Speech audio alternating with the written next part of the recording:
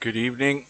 Here we are, folks. We are just about 3 minutes away. We're back in Virtual Pool 4 online, and we're back for our second match of the day. It's a one-loss side match, race to 15, lag for break, no jump queues, and alternate break. And it's in the World Series of Pool 9-ball tournament. And it's the first of 3 matches tonight. The major problem we have is we have a conflict between the 2 matches to follow. They're going to start in an hour's time, and they're both in round 3 on the winner's side. And we have a dilemma as to what we're going to be going to after this match is over. We'll probably get a better idea nearer the time. Good evening to Bedhead. We had a good match earlier on. Bedhead, one of the participants, it was backward and forward, back and forth, and I thought that Acero could have pinched that at the end. I don't know whether you watched the video, Bedhead, but if you look at that chance that Acero had to actually play the shot that you ended up playing, the 6 ball down the rail, squeezing it past the 8, I think it was. That was the one I called when Acero came to the table, and why he tried something totally different is beyond me. He could have ran that rack, and he could have ran the next rack and won the match, or took it to the final rack. That would have taken it to the final rack decider. So Acero blew his chance big time, and it could have been a very, very exciting finish, but he played the strangest shot that I've seen him play. But anyway, that's in the past now, and Acero has moved over to the one-loss side. Bedhead's got plenty of time to get some more practice in for the next match. So this match, probably a matter of 20 seconds or so away from the room going up. We'll dive straight in. The cloth colour should be the same. Good evening to Hazad. So this match will take, I would guess, an hour or so. The other one this afternoon took about 2 hours, just short of 2 hours I think it was. This one might be a wee bit quicker. Well, Semipro presumably is back to his old mouse. I am assuming that. We'll probably be able to work that out soon enough. I certainly worked out that there was a problem in his first match, or the winner's side match he had, and we'll see if he's settled for the old one again. Smokin Sid is why Semipro PMing me? He knows I don't answer PMs when I'm streaming. Right, room is up, and well, Smokin Sid was in the lobby, so presumably he's still there.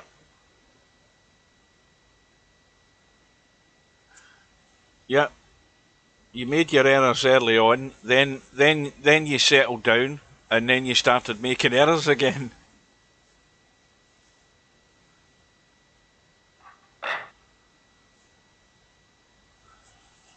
Well, Semi-Pro's arrived, and Smokin Sid has arrived, and so he's using a new mouse, so that's great news for him. Anyway, if I can get this bloody thing to work. Again, I haven't a clue who's who, but that one in the bottom might win it. Semi-Pro has overhit it again. So Semi-Pro has won the lag, and you can see there's about 100 points difference in the rating, but that's nothing at this level. So Semi-Pro breaks off, race to 15, and why change a habit of a lifetime? It's another dry break. I hope the audio is okay. I've moved my mic a little bit further away so I don't get those noises.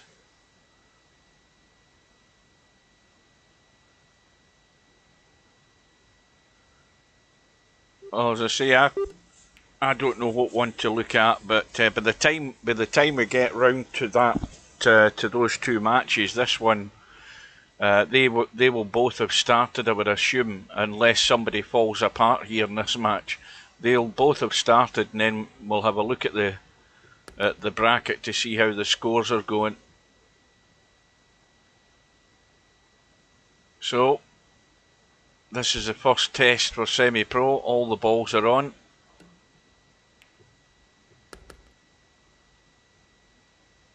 Now he's just got to let this cue ball run through. The angle's perfect.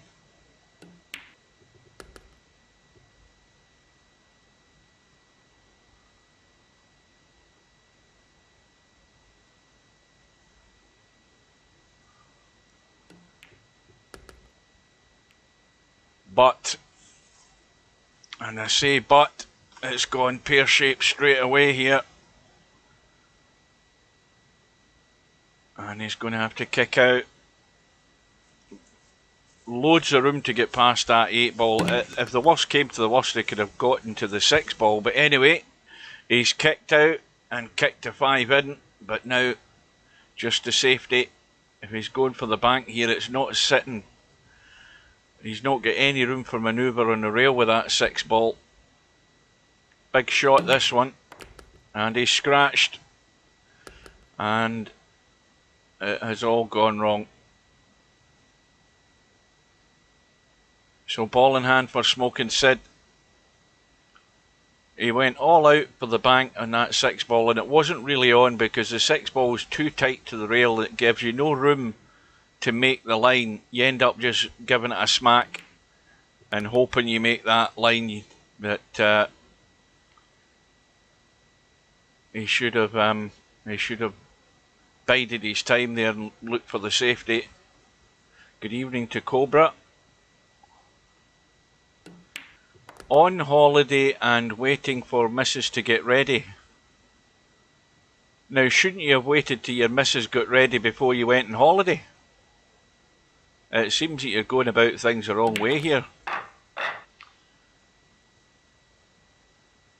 You try to tell me you're in Spain and the missus are at home still getting ready to go on holiday. Have you gone away and left her? Well, Smokin Sid got all the help he needed to win that first rack, but once again, Sid's break. 2 racks in a row. One from Semipro, one from Sid, both dry breaks. And Semipro now looking to redeem himself after the first rack disaster. Well, he's got enough of an angle there and maybe even a little tweak of spin just to take this 4 ball into the right middle between the 8 and 9. Well, that's all gone wrong as well because there's no way he wanted to be there in the 4 ball. And if I was Semipro, I'd be disconnecting the mouse and getting the old one back in because it ain't working. He ain't got the touch. I would do that immediately. That would be my tactical advice.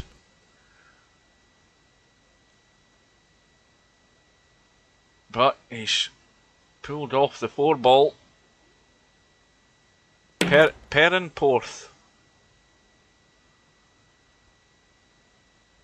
Make sure you take your phone. You can still, while she's gabbing away, you can bring the menu up as if you're looking at the menu and just look at your phone.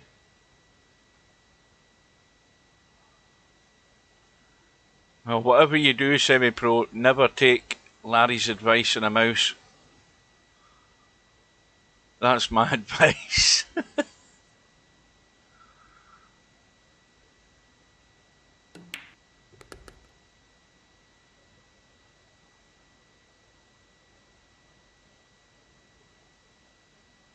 And this is out of line as well on the 8 ball. More work to do with the cue ball.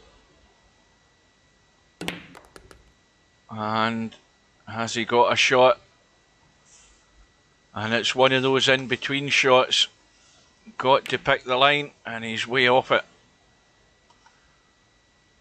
And he has to just hope this goes awkward. And it is awkward. Again, very often the first glance at the line is what you should choose rather than mucking about. I don't mean just rush into the shot, but whenever your eye tells you that's a line, that's probably the right line.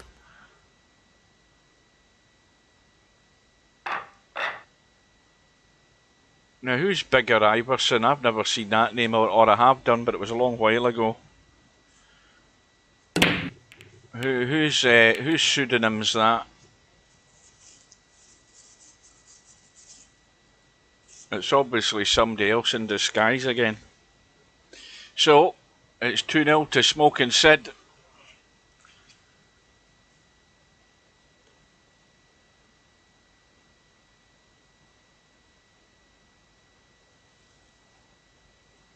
Well, you see, it's not just the sensitivity, the touch, the sensitivities in all, it's all joined up with the DPI and how your mouse reacts on the mat or the surface that you're playing on. So when you go to a new mouse, everything's entirely different. Like I said before in previous streams, with all the mice I've got, most of them are cheap mice. They're all 800 DPI, but no two mice are exactly the same. And that's by keeping the settings that I've got in VP4 exactly the same and just swapping mice over each time. Everything changes. And but the thing is, you know, it's unlikely that Semipro's bought himself a cheap mouse, whereas, you know, a cheap mouse will do you any time for VP4. You know, you don't need to spend 50, 60 quid on a mouse, or a lot more than that. You're only paying for buttons more than anything else.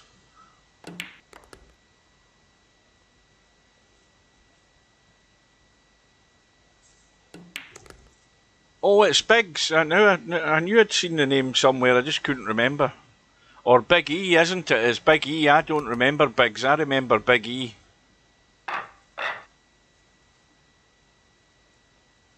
And only some people here will remember Big E.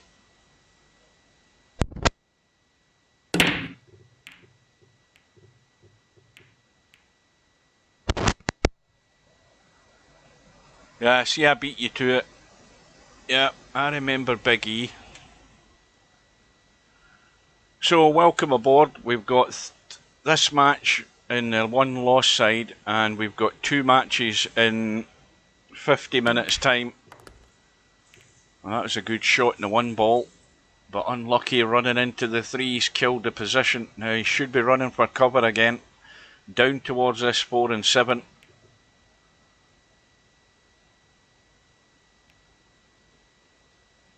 Well, I know where Smokin Sid should be going. He should be heading the same direction, but the problem here is, if you don't get the cover with the cue ball, you're going to leave the 2 ball on.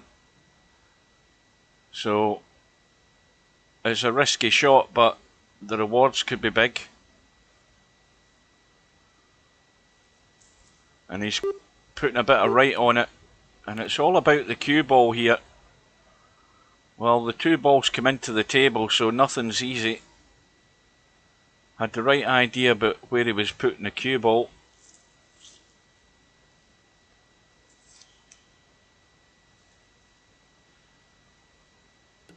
Well, this has just got to be pocket weight to hold the cue ball, and that was well played.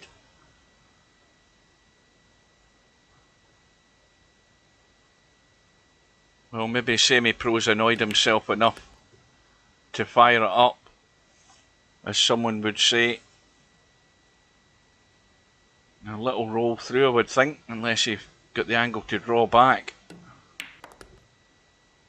And he's just overcooked that slightly. Now, the danger here is to go behind the 9 and get too much on it and run into the 7. That's the only issue with this shot. And he's played it nice.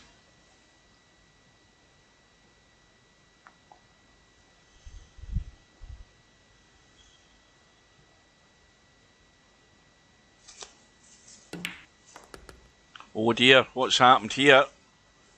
Is he going to get away with it? Oh, it's another blind pocket shot, and look where the 8 ball is. Not quite stuck to the rail, but by no means easy. and it's more difficult to get good in this 8-ball.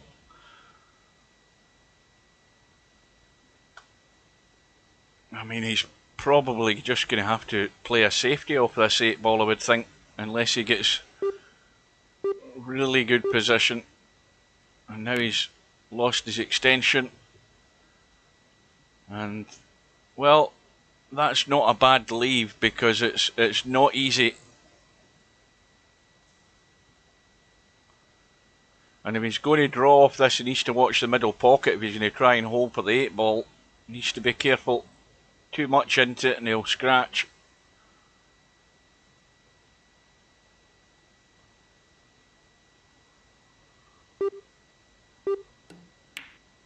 Oh, well, he's gone the other way. He's just let it run and it's leaked away into the pocket. And that's a bad mistake from Smokin Sid.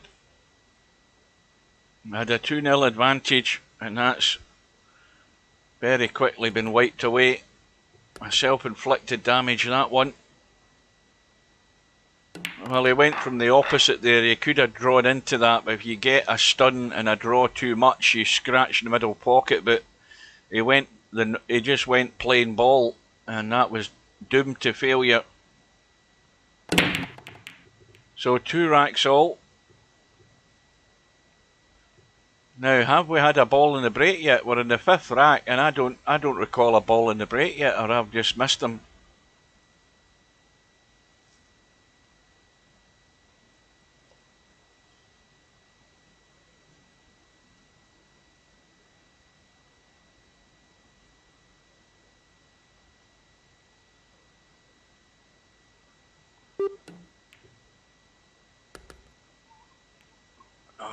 I think he's unlucky. Yeah, that's unlucky. If he'd missed the 7, he'd have been fine. Because the 3 goes past the 4. He would have just rolled the 2 in and rolled through for the 3. And now it's a big kick and hope. I don't know whether that's the right line though. It looks as if he's going behind the 2 from there. He needs to go higher up the table. Yep, that's not the line, Sid, and you've got to get your kicking boots on, I'm afraid, because the line for that kicking the 2 ball was nowhere near where he was aiming. It was always going to go behind the 2 ball at that line. Commentator's eye spotted that one straight away.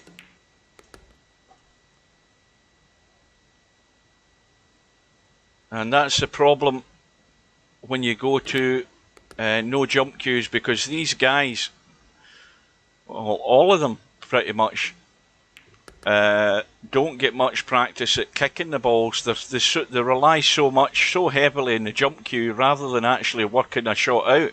And now it's come to this point where, you know, you can't hide. You have to be able to pick that kick angle. And if you don't get the practice in it, or you don't have a technique, I mean, I don't use any diamond technique. I never have done, but unless you've got that eye in through practice in times gone by, then you know you're going to struggle to play the kick shots. When you rely on that jump cue, you'll get found out with the kicking, and Smokin Sid get found out big time there. It wasn't a difficult kick, apart from the fact that the 2 ball was in the table, but the line to get to it, he's going to have to work in that if he survives later in the tournament, and it's cost him the rack.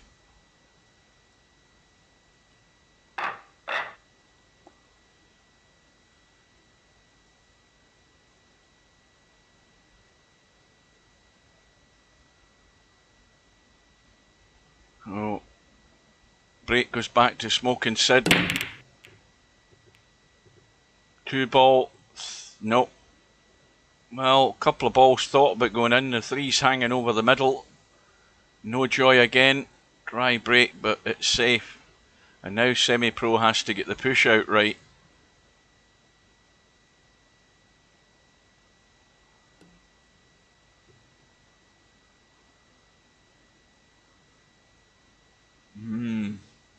I'd be inclined just to put him back in and see what happens.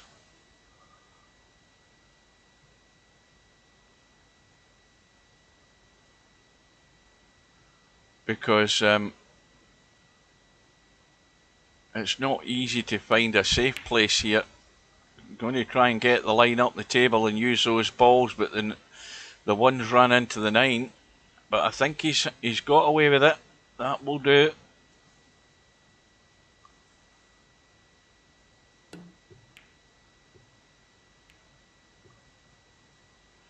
And likewise for Semipro, he's got away with it as well. So that's a happy outcome for him. Now let's see if Sid can pick the line this time. That's a bit better.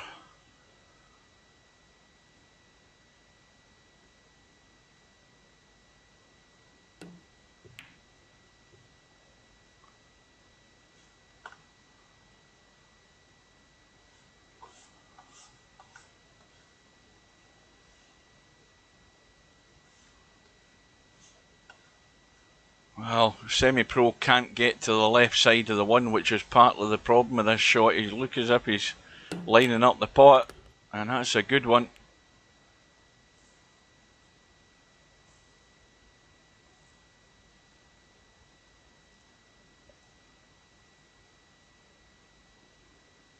Three ball over the middle, so no problem there.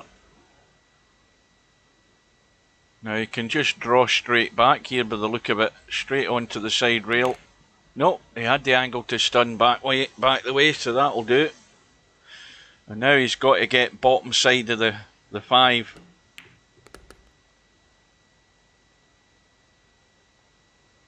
That's a better weight.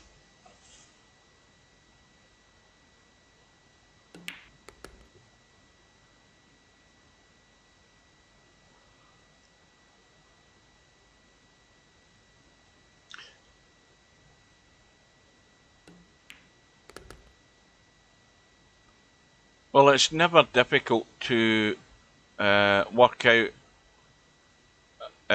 anybody who's Icelandic as to what their father's name is, because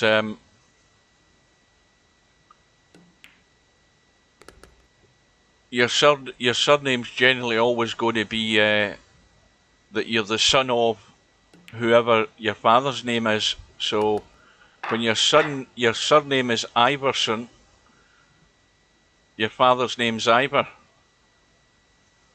Whereas if you're a female, you're Ivor's daughter. I believe that is correct.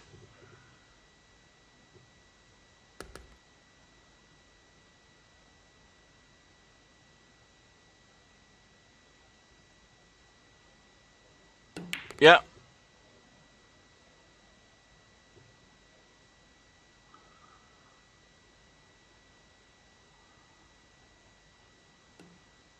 So Semipro has got a 2-rack lead, and he's a bit too straight in this 3 ball. Gonna have to force this through and try and get. Well, he's going back the way of the bottom left, is it? Yeah, the bottom left kicks the cue ball into perfect position.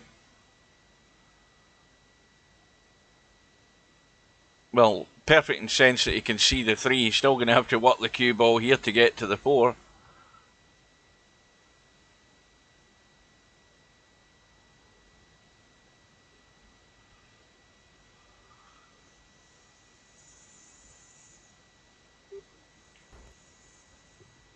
I saw a program the other day, and I don't know whether it was certainly. I don't know if it's specifically just to do with Scandinavian countries, but is there not a government body that looks after, in terms of the legality of a name? What I mean by that is that in those countries, I don't think you could have a stupid name. You couldn't change your name by deed poll to something silly. I think it's out of respect to the fact that the tradition is that, you know, your name is always based around your father's name, or your surname is always based around your father's name, but you can't go calling yourself, you know, Tweedledee or something like that. I think it's it's a government law, or there's a ruling on it or something like it. I can't remember what programme it was. Good evening to Mal. Well, we're tossing a coin up here, Mal, to see what match we're going to watch after this. I'm leaving it up to the guys that are watching as to what match we're going to go to.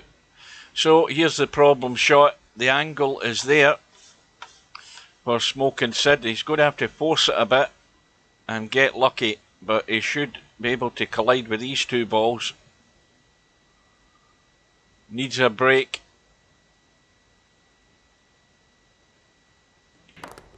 Oh, that's way offline. He had to get the spin into the cue ball. He didn't get the spin. He got the stun, but he just did not get it moving. So he's now in trouble. It's the old kick and hope again. Give it a bang and just hope. Well, that's not bad. But he could be in dire straits again in a second. Oh dear. Well, remember what I was saying, Larry, about the little delicate shots? There's an example there. And when you come to play certain delicate little shots, particularly with a trackball mouse, not just a new mouse, when you've not got it dialed in and you're not fully comfortable with the stroke, you end up doing daft things like that and costing you a rack. Yeah, he could have stunned it, but you know, when you try and get cute and delicate and you're not familiar with the mouse, then that's why you end up doing silly things. You've got to have every faith in the stroke. Oh, there's Tam arrived. Good afternoon. Good evening.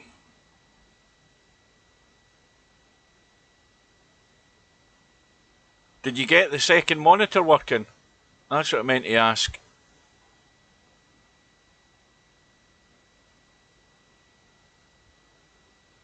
Because I was going to make a video to show you.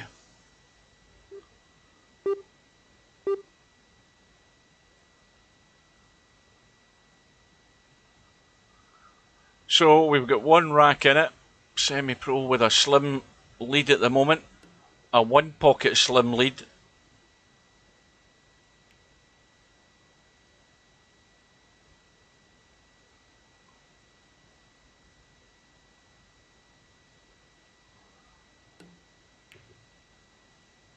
Now if the spin's working, this might be good. And the spin is working, and it is good. And now Smokin Sid's in a hole again.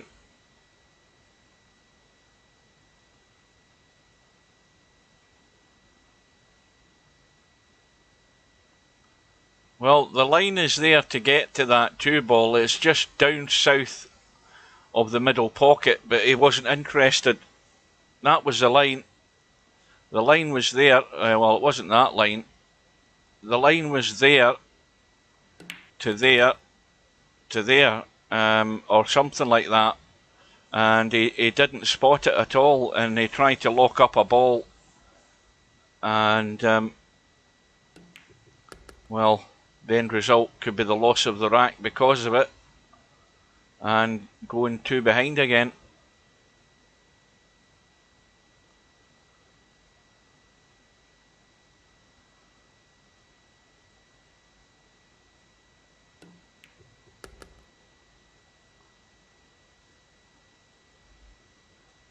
Well,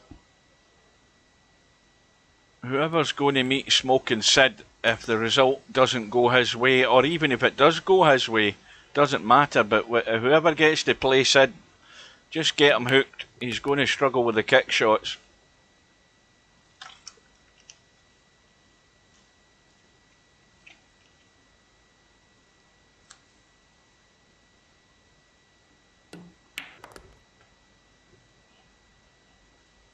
We've found Sid's weakness.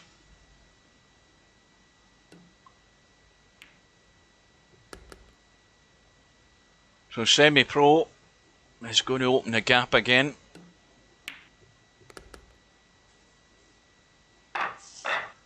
That rack is pretty much straight, or as straight as it can be, I think.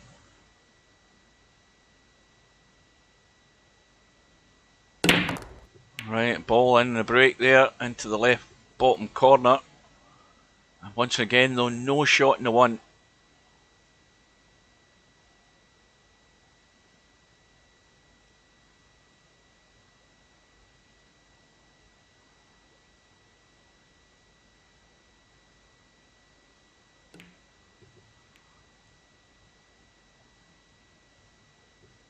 Well, Semi-Pro's got the distance.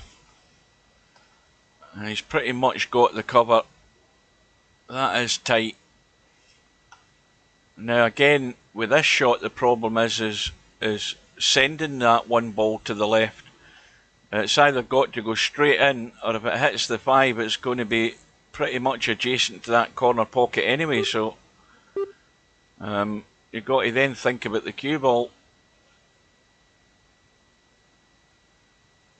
You could just end up punching the 5 ball away and leaving the 1 ball there over the pocket.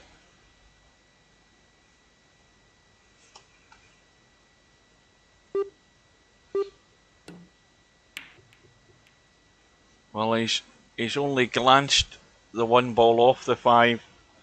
The 1 ball's come up the table, and everything is in play.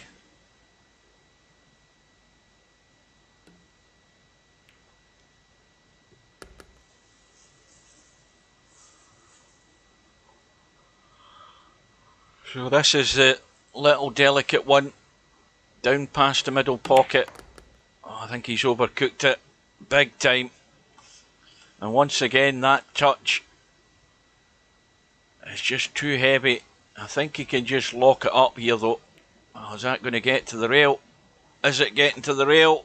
Well, there's another more evidence of why you've got to work on that delicate touch with a new mouse, more than just working the sensitivity.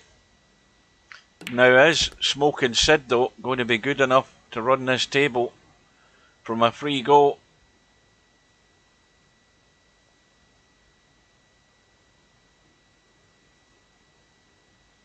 Well, the big move is from the 5 to the 6 ball, and he doesn't want to be dead straight in this 5. And he's got enough of an angle. Might need to just check this a wee bit, just to keep it straight down the left, in the right hand side, sorry, as we look. And it needs to keep coming. It doesn't want to be interfering with the 9 ball, and he can't avoid it. And this could all go wrong. I don't think he can do anything else but glance off this 9.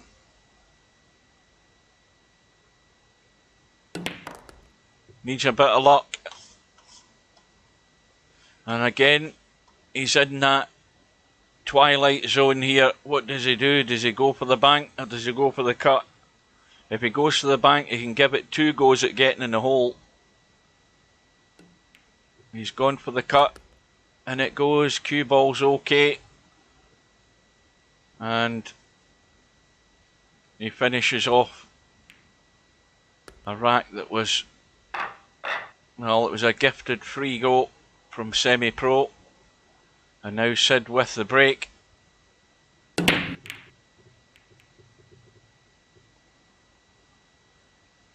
Well, the balls have opened well. They're all over the place. But again, nothing's gone in, and this could be a quick rack. 1-9 combo for Semipro, albeit at long range.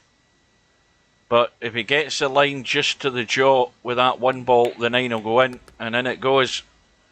And that's the quickest rack of the night. And the lead is restored. Another straight rack.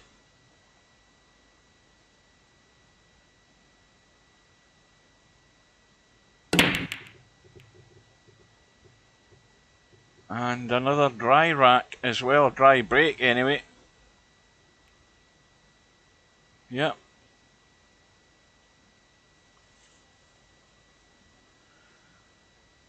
So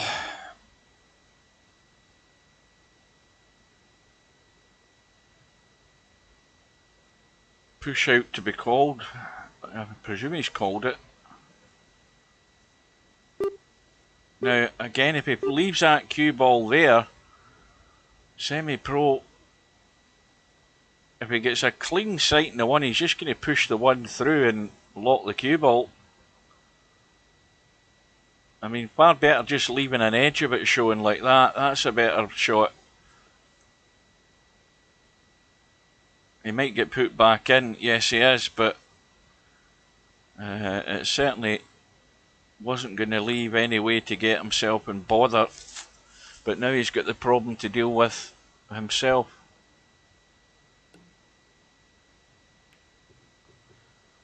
Well, he's avoided a scratch, and the end result is not bad. Perfectly safe there where it is.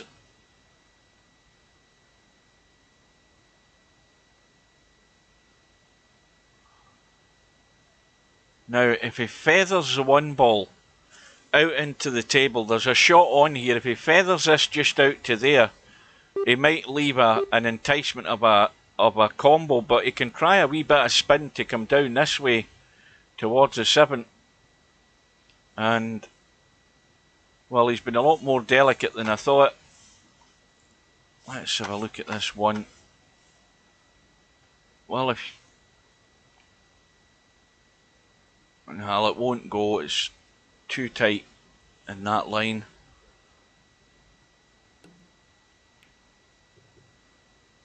That I don't think will be good enough, is it? Oh, it's just good enough. Just got there and no more.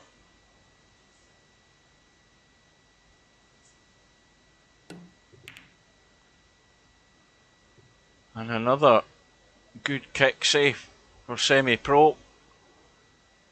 Well, I don't know whether Sid can see the full one ball here.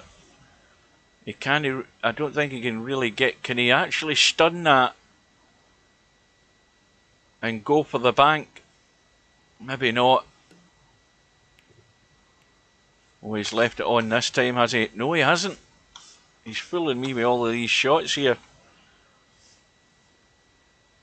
Nope. Again, safe. Looking to tie it up.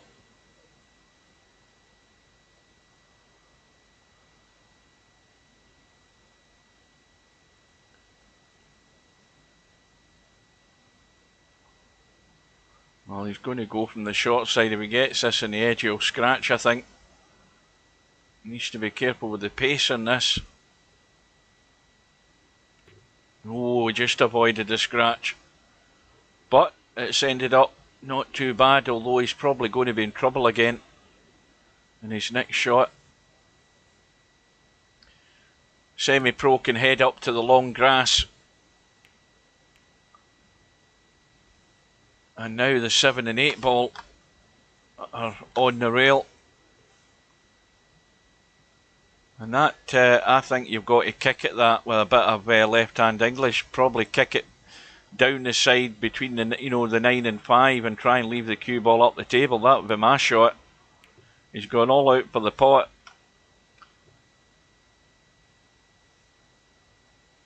Hasn't got it. And he's got away with it. He can't get to the angle to make the pot. Good evening to Potman.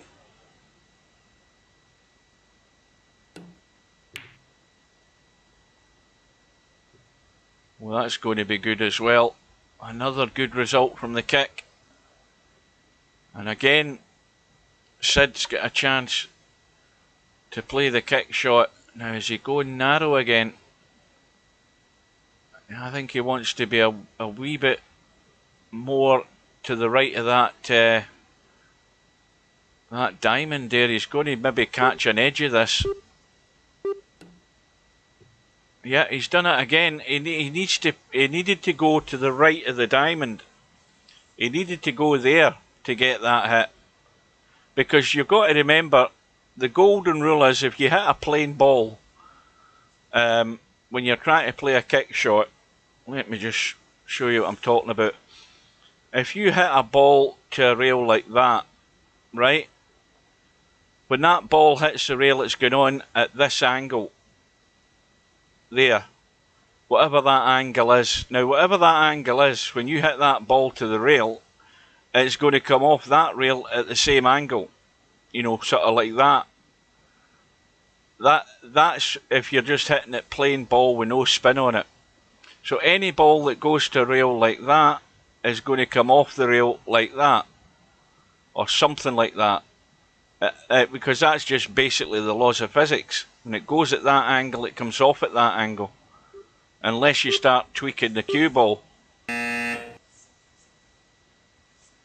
And we've run out of time there. Who was that ran out of time? Sid. That's the shot clock catching him out.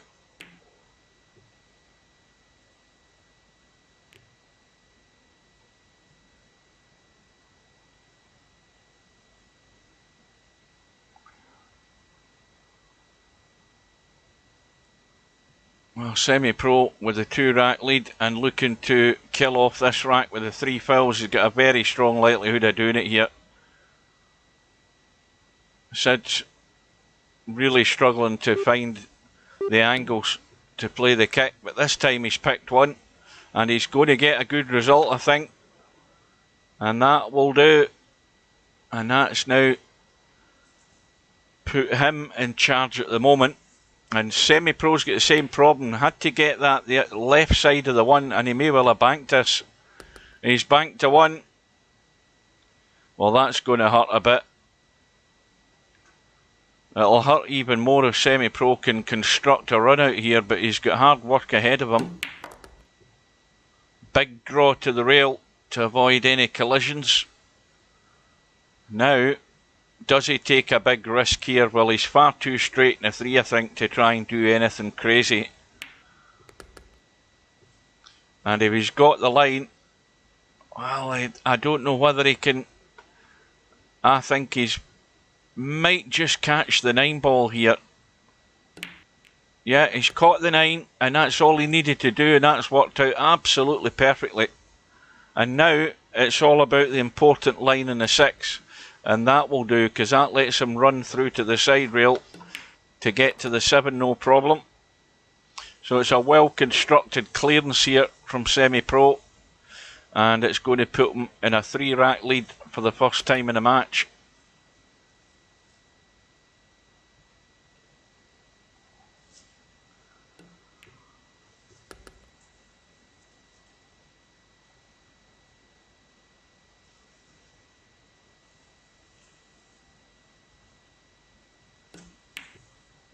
Thing is, if you're happy with a new mouse and you have those little hiccups where you're struggling to find that touch, that's eventually going to settle in through time. You know, you don't get instant gratification with a new mouse. It's like anything like that. You've got to persevere with it for a period of time, but maybe not during a big tournament. It might have been better to have 2 or 3 months practice with it before you go into a big tournament with a new mouse.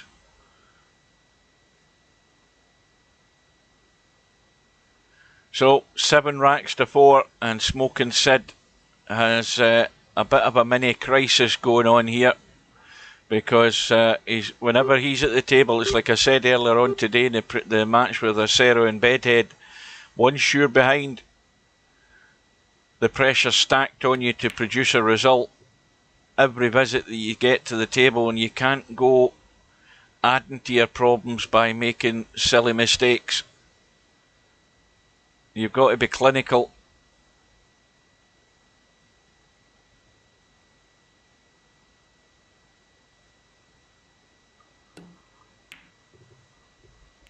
Well, the end result will do very nice. That was a 2-in-1 shot there.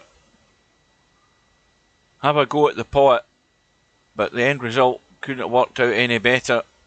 Full ball snooker, inside left on the cue ball, and that's going to keep the 1 ball pretty much there when it hits this and runs into the 7.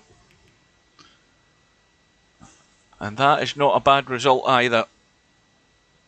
Just a nice pace to get the hit and not do too much damage.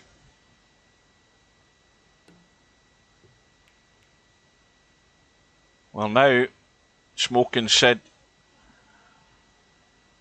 if he's going to stun this, he needs to make sure he does get behind the 7, and he has done. And now he's got control of the table. I don't know whether Semi can get the line to get to this 1 ball. It's a narrow line, and he would have to just miss that 8 ball to get to it with the kick across the table. It's fairly tight, and the way to make the angles to put a wee bit of right hand side, pick the line. Yeah, he's hit it too hard there. That's the problem with that shot, because he didn't give it a chance for the spin to really take effect. And Smokin Sid gets his reward. So now with a free goal with ball in hand, he has to produce the goods, I'm afraid. If he cocks up with this, then that is not a good sign for his chances.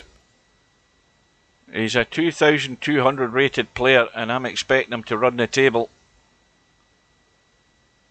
And anything less than that is a failure. And now he's just got to do a little soft draw off this 3 ball, just to drop over onto that 4. Dragged all the pace off it. Now he should already have looked at the 5 ball. See, it's plenty of room past the 7 if it comes to it.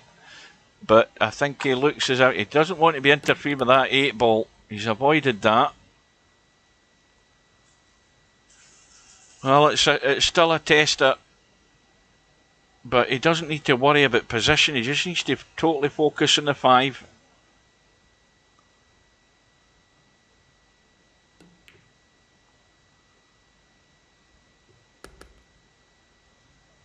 A vital rack for Smokin Sid to win, just to keep himself at close quarters here and not let Semipro get away. Well, I don't know whose break it is next, but Smokin Sid will be hoping it's his, and that he can at least get a ball and a shot, try and get whatever little momentum he can get in an alternate break tournament. And the bad news is it's back to Semipro. So 7 racks to 5 is the lead.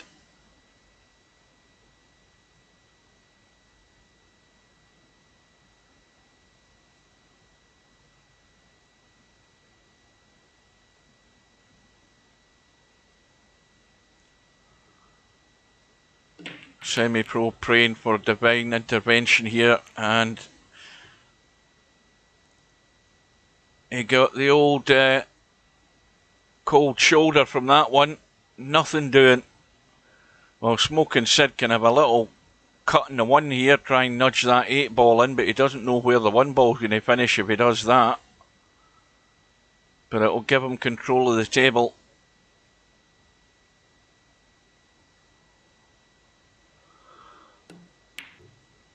Well, he hasn't played it. He's looking for cover.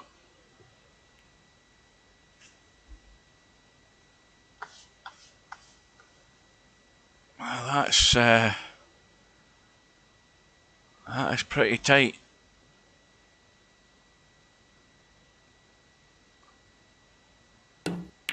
I don't know, was that legal?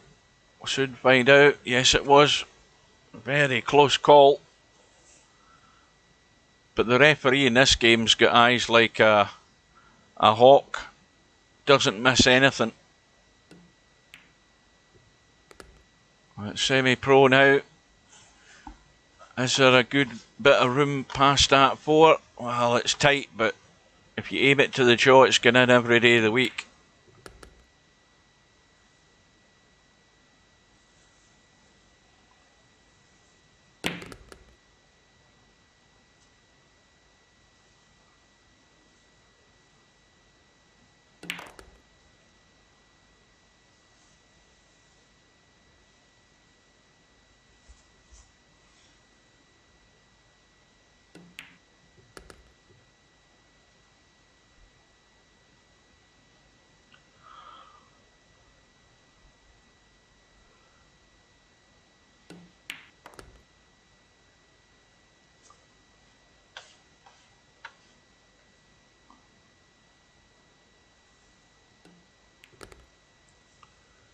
So the gap is going to go to 3 again.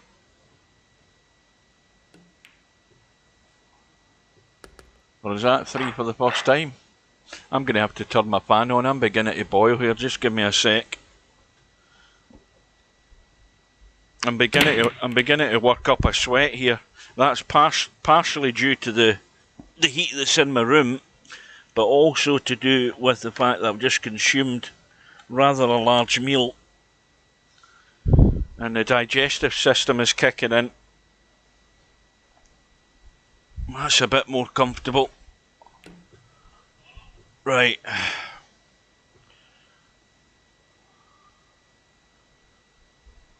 Well, Semipro will take that one.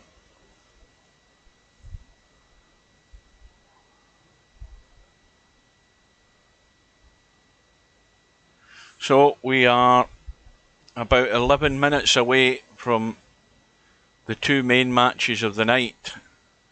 And of course, the 9 ball been over the pocket. Smokin Sid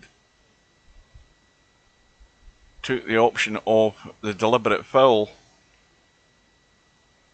Now, the problem with that is, of course, that the 3 ball wasn't a good ball to play a 3-9 combo where it's sitting. The chances are that Semipro was always going to have to run the table anyway.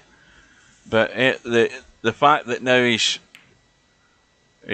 potted the 9 and where he got in the 2, then he's justified his actions by potting the 9. The only thing he has to rely on now is that Semipro somehow finds himself out of shape badly, but it has to be said it doesn't really look like it if he can hold for this 5 ball. Bit more angle in this 4 than he would like.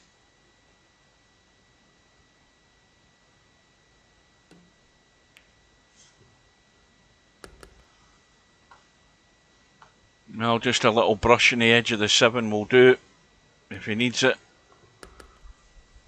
So this is the one that will decide the rack. Getting good on the 7.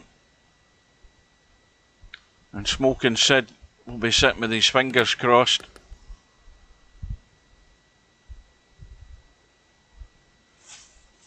But I think his chances in this rack are slowly diminishing.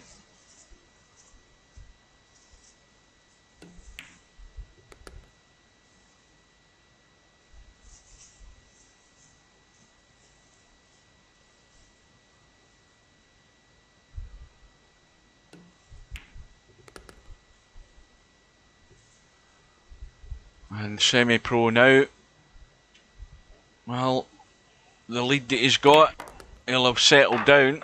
It's now a 4 rack lead, and it's a big mountain to climb back 4 racks, especially when it's only a race to 15.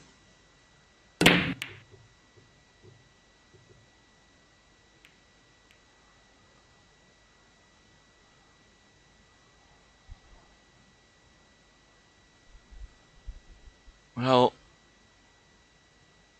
he's on the 1. He can draw through the gap, I think, between the 3 and the 7.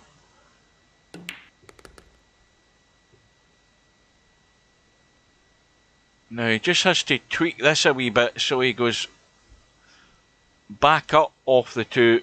But if he overhits this, he could end up behind the 7 ball.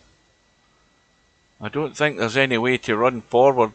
He's got to just try and come back, nip it back. And he's played that well. That was a good shot, better than it looked. Because it's so easy to just overhit that and run in behind the 7. And now the problems start. Because whatever he does do, he's going to have to leave some sort of awkward shot in this 5 unless he can get right through in this 4 and find the gap. And he's got to find 2 gaps to get on this 5 ball if he's going to come up table. So he needs to have spotted that straight away. If he's going to draw back, if he overcooks it, he's going to leave a nasty cut. So this is vital to his prospects in this rack, let alone the match. And that's the problem. Right there. Was just nipping it back. Now that's where you have to play that stun shot and hit it firmer and get that little draw reaction. And now he's got no pot. And is he trying to billiard it off the 8? I think that looks like the shot. That'd be the one to go for. And that's well played. How's his luck in the 6? Nice little rescue shot there. He's got to back it now, and it's into a blind pocket, this 6 ball.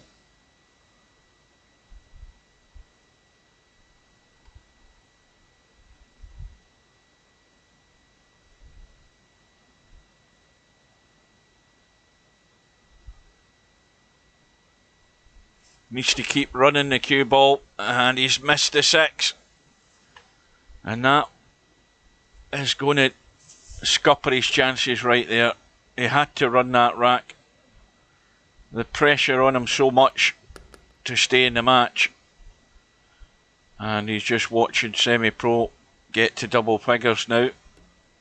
Oh dear, well there we are. Well, I've cursed Semipro there. Either that or Semipro's got a severe case of sympathy for Smokin Sid. One of the two. But Smokin Sid has had divine intervention right there. Can he capitalise on it? Well, he's chickened out there. He has chickened out. And this is no shot to be played in the 9 into another blind pocket. He should have been dead straight in that 9 ball, but he's bottled out on it.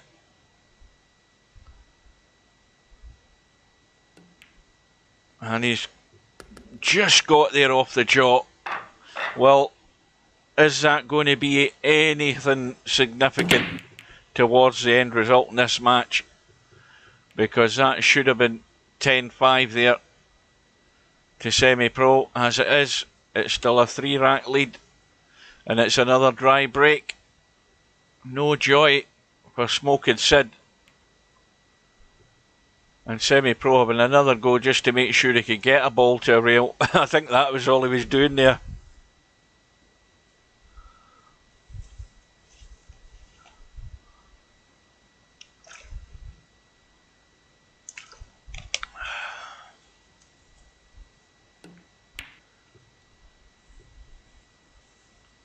Oh, that looks a good line.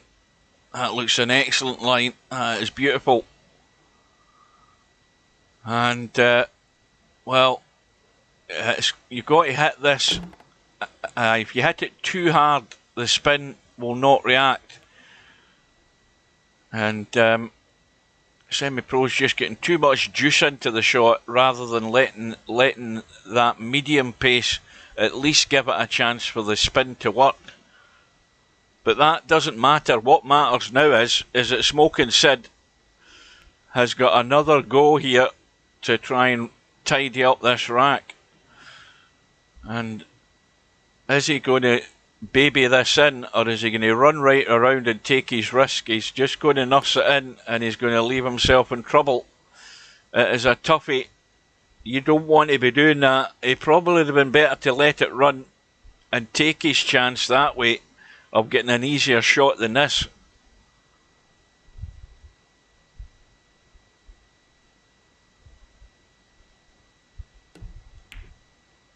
But that is a good recovery, excellent recovery, and I think he's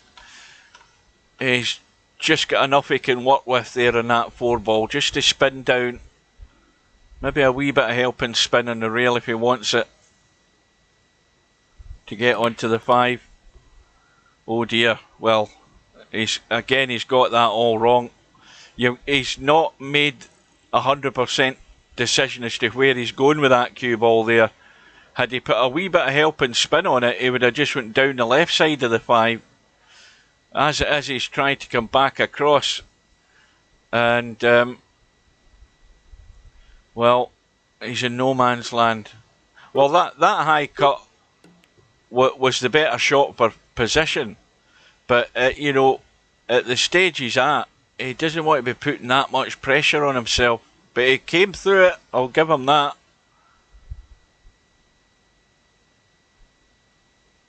And now Semipro has the enticement of the bank, and I don't think he can refuse it. Got to go for it. Oh, he's gone all out for the cut. And he's going to have a shot at the 6. That was a good shot.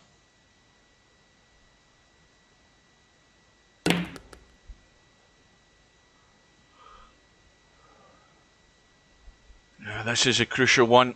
Always is, just getting that pace just past the middle pocket is the rule of this shot every time. Leave yourself a nice angle.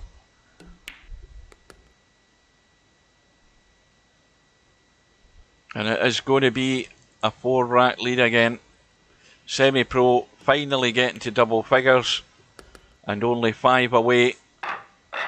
And let me have a quick look at the bracket just to move across here. Hang on. So that's the match, one of the matches, Mal against Snake Eyes. And then right down at the bottom of the bracket, we've got Mooncake against Spectre Dawn. Well, that sounded an awful break, that one, didn't it? What the hell did he do there? Sounded as if he hit it with a sledgehammer.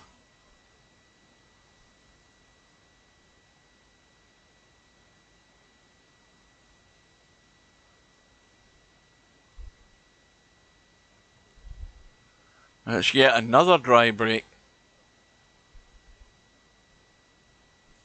So, Smokin Sid calls the push out. Now, if that one ball... Yeah, he's pushed it narrow.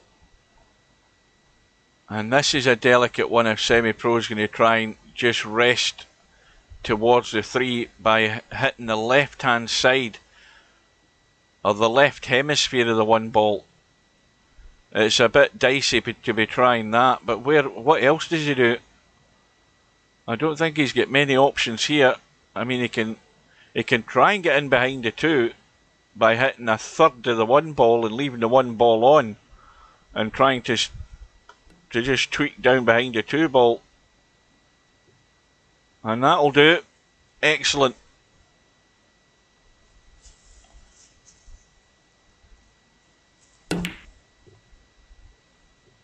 Not Semi, it was Sid, wasn't it? Semi-Sid and Semi-Pro. I think that's what we'll call them both. Well, the kick from Semi-Pro, I think, has left a one ball on. And once again, well, this is no miss now. No other option will be acceptable, or no other outcome will be acceptable. He has to run out. He's running out of racks. His back's against the wall. And he's the wrong side of the 3. He needs to push this through with a wee feather left, not a lot.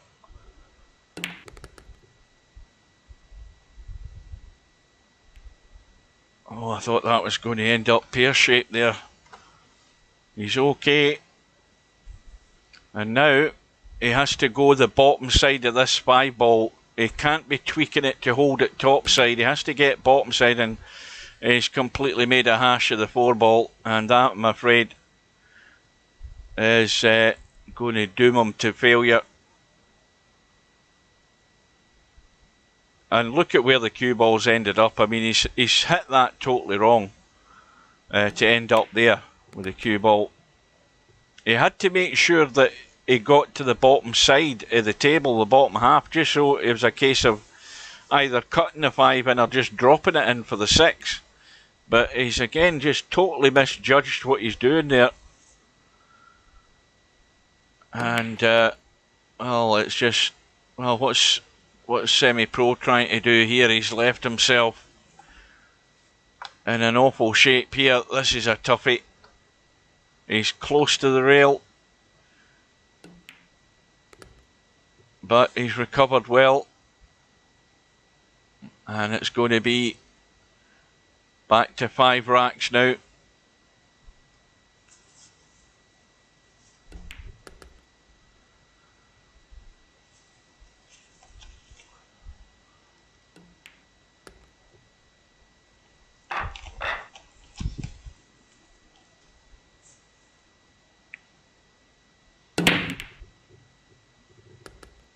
7 balls gone in. 2 balls gone in. Shot in the 1. 3 ball in the open. 4 ball I think passes the 9. Oh, it's tight. It does go. Again, it's the old saying, you've got to get good on it though. And now this is not the way to get good on it. There's a narrow window to get reasonably good in this 4 ball from this side of the table, but if you overhit it, that 5 ball's going to come into play. What's he trying here? I think he's okay. Now, he could just go around the corner enough, and if he overhits it, he could get on the 5 ball into the same pocket, but he's jacking up. Yeah, that's not going to get there. It's another awkward 5.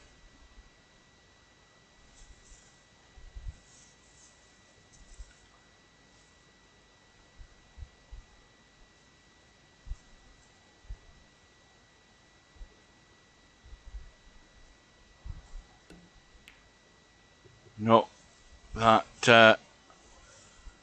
was never comfortable at that angle. It's never comfortable for anybody at that angle in those shots. And Semi-Pro just feathering the 5, just getting enough on it to drop it in.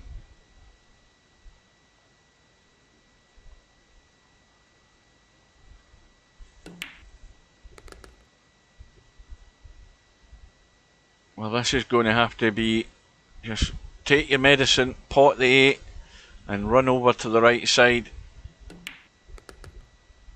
Got enough angle to work with though, and again Semi-Pro's just overcooked it. Awkward on the rail.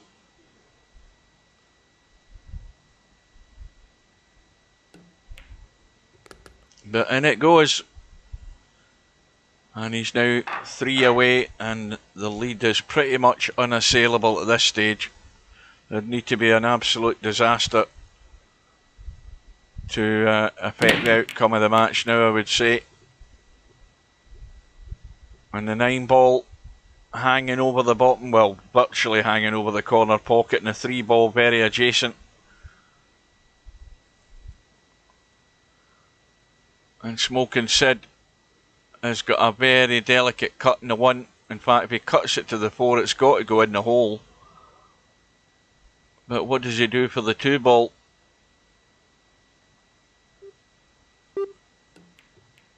Well, he's got a little nudge in the 2, and that will do nicely.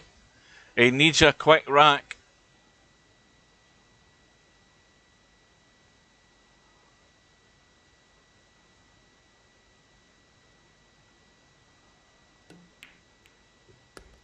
So the 3-9 combo is going to at least break the runner racks for Semi-Pro.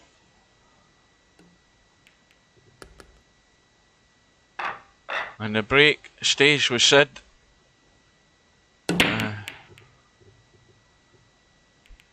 And finally a ball has gone in, and it's the 1 ball, and of course he's got no shot in the 2.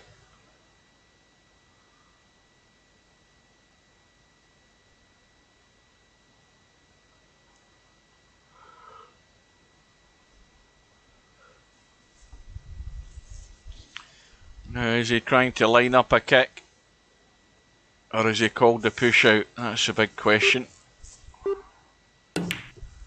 Giving it a blast, the old hit and hope. I think he'll take that.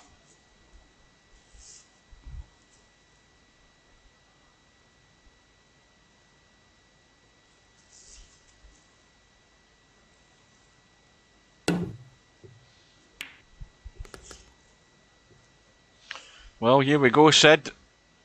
Another chance with ball in hand to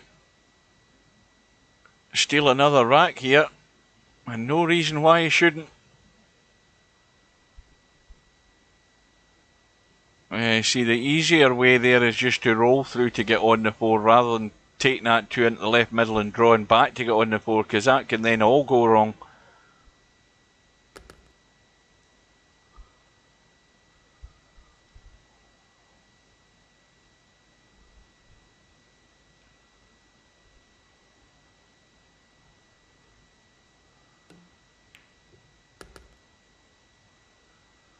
But Sid needs full focus here.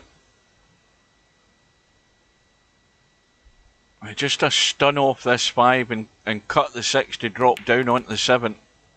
Doesn't want to go too far. Let's have a look and see what he's got. Well, that's fine. You can stun off that and get down to the left side of that 7 as we look. Doesn't need to go forward. He can stun down. He's got the angle to do it. And now down the left hand side, and he's got to be brave enough to get past the middle pocket at least. And he's not, and this has now put him under pressure. He had to get to there,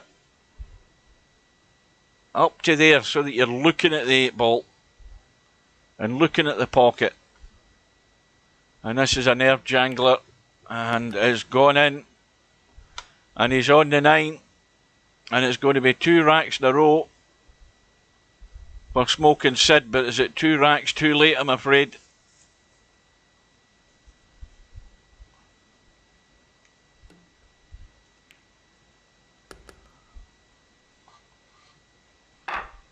Break goes back to Semipro.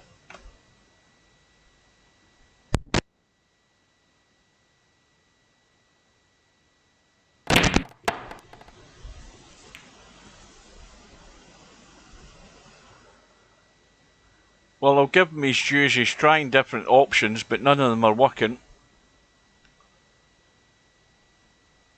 And Smokin Sid is coming to the table with a shot in the 1. Or is he? Maybe he couldn't see enough of it, but he's made a complete hash of that. Well, you've got to be committed either way. And he tried to get clever there. Well, Semipro can't avoid the 3, so I think he just has to rely on a bit of good fortune here to have a shot, and that will do, I think.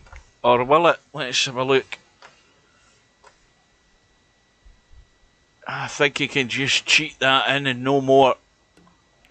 No, he's played the billiard. If it was on and it was easier, it's far better going for that one. And another testy one in the 3. And that was well played. And now, well, he should be home and dry in this rack.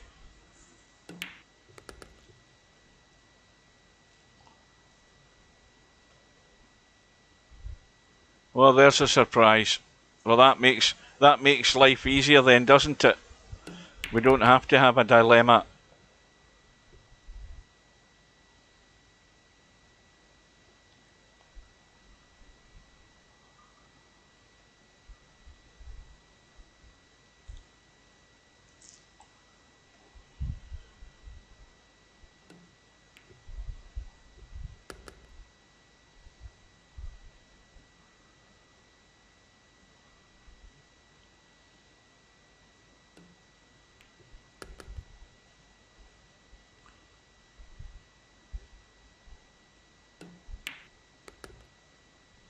Semipro, 2 away. Smokin Sid wants a ball and a shot. Well, the 8 ball eventually gets kicked in by the 4, and once again, no shot. Absolutely nada. 0 zilch. Jack. And again, he's going the wrong line for this 1 ball. I don't like the line he's taking. He needs to be higher up by that 3rd diamond if he's trying to kick the 1 that side. And he's decided to push out. And not a bad choice.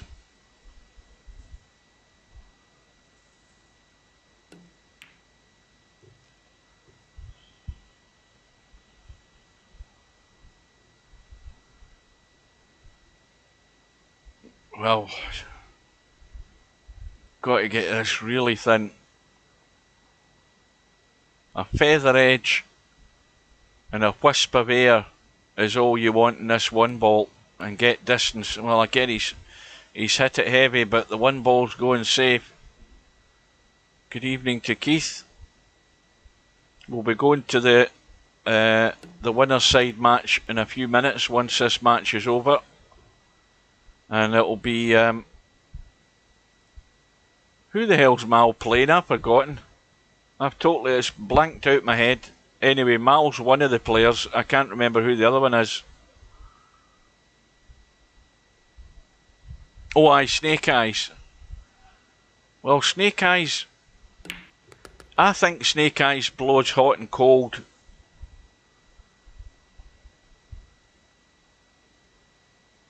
But if he's blowing hot, he'll give Mal a match.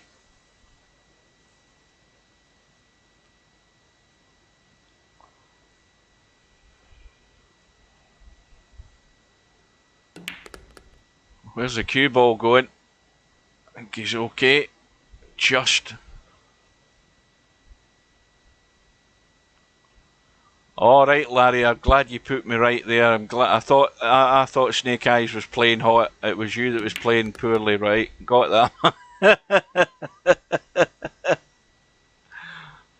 Oh, he's cold. He's 4-0 down. I'll put the jinx on him. Oh dear. Well, as soon as I join the room, something disastrous is going to happen for one of them. You guarantee that. That is a given. You watch what happens. Well, the disaster has just happened right now with that shot that Smokin Sid's played.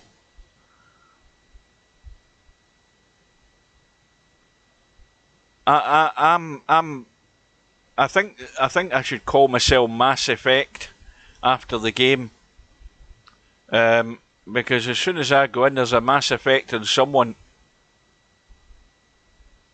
and it's generally for the bad. It's never for the good.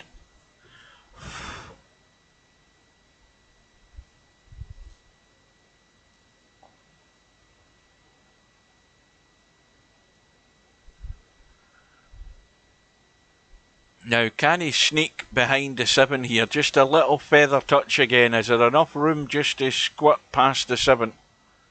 Just a little touch and no more. Or is he lining up the bank? No, he's trying to get... Yeah, he had to get that thinner. And I'm afraid when you don't get that right, you're leaving a 4-9 combo on.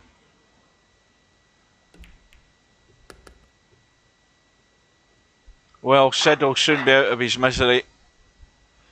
The break goes back to Semipro. He's on the hill, 1 away.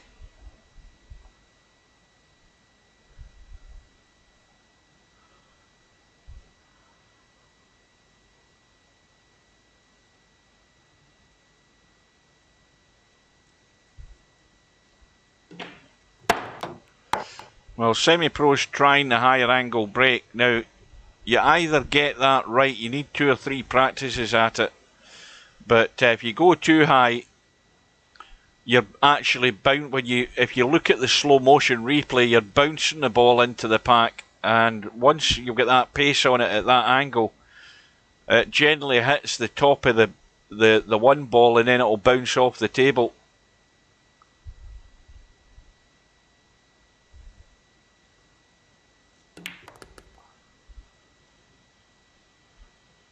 Well, it's put pressure on Smokin Sid because he's been given ball in hand and a chance to steal another rack back here. So Sid's target's to get to double figures. He's underhit that slightly. It'll do though. And the 6 ball goes past the 9, so there's no problems. Nothing needs to be moved. He's a bit tentative on these shots. He's been a bit tentative in quite a few shots. And that's one thing you can't be. You have to be 100% committed. If you're bottling out in a shot, the end result's usually not going to be too good.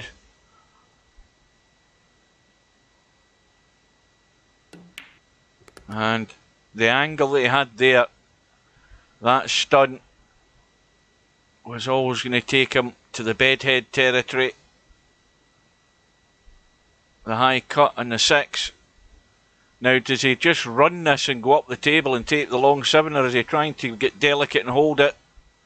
And that is it. That's him. He's played his last shot.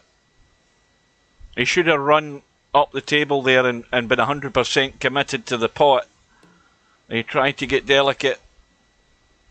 And when you're a bit nervy, delicate or delicacy is not probably your best asset.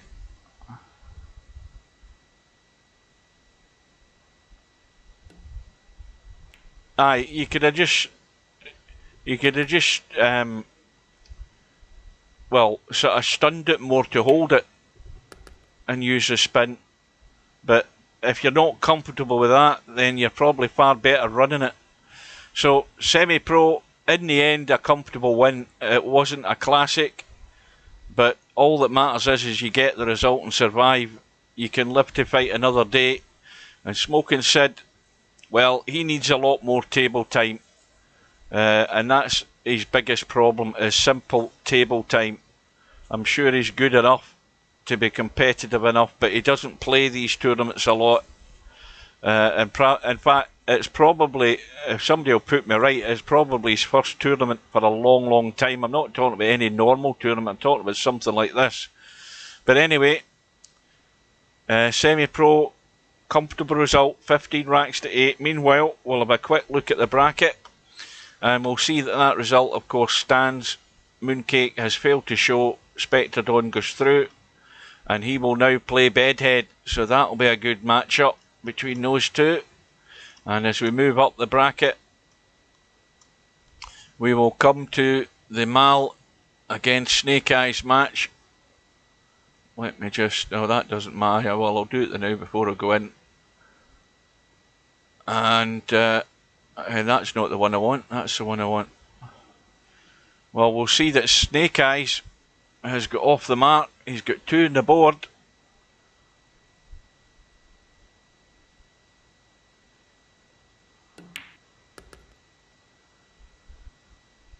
Well, I don't want to jinx him, so I'm not going to say anything. Not until the end of his visit. I'll just open my next reserve bottle of water.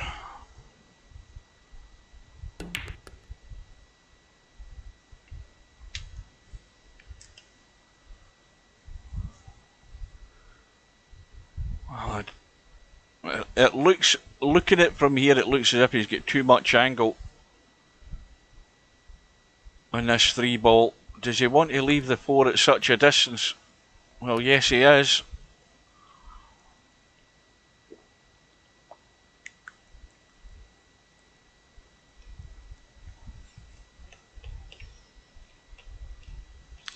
Well, it's a tester, but he's got to be on the 5 ball. No worries there, it's all about the pot.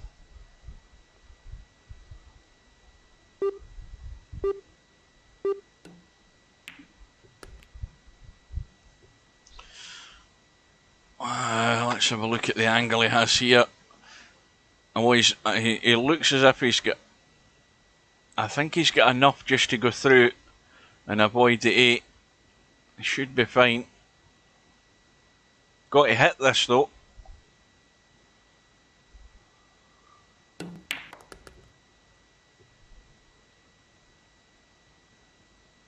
And this is the one that will make or break the rack. 8 ball is in that awkward spot. So he's got to make a decision here. Does he come down the right side to the narrower side, or does he come down the left side and go towards that 9 ball? If he's going to do that, he's going to have to tweak the cue ball to do that. He could be going 3 rails here, the way he's lining this up. Big stun. 1, 2. But he's not getting into it enough. He's bottled out in the pace. And now the big decision. He's looking at the cut. I wouldn't even be looking at the cut. I'd be banking that up and down. I would think my odds are far better if I banked that. Give myself 2 chances of it going in than 1. But he's played it well. Cue ball's going safe. And, well, according to Napnicker, Mal was 4-0 up. It's going to get back to within 1. Now, who's got the break?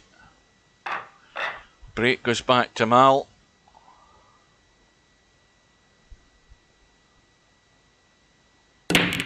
Why is all these people in this room? Get them in the stream instead of lagging up the room.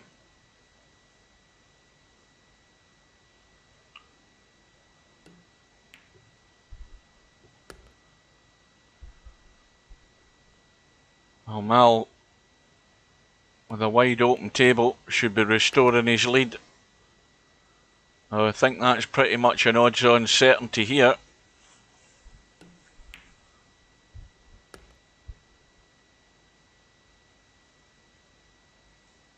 And there's no better way to restore that little gap than to break, get a ball, get a shot and run out. It's the prime objective. Well, it's a prime objective in 9-ball all the time, but it's even more important when it's alternate break. You have to deliver when you get that chance, or when you create that chance from the break.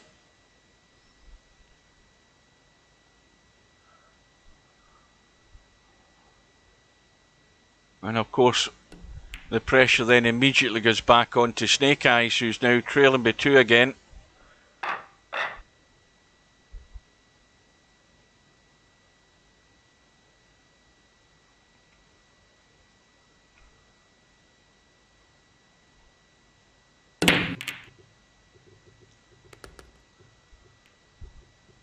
Well, he has a ball.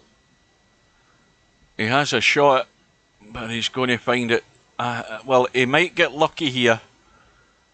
If he thins this 1, I don't know whether he can catch the 4, but that might help him get some sort of sight on the 2. If he can hit that 4 ball.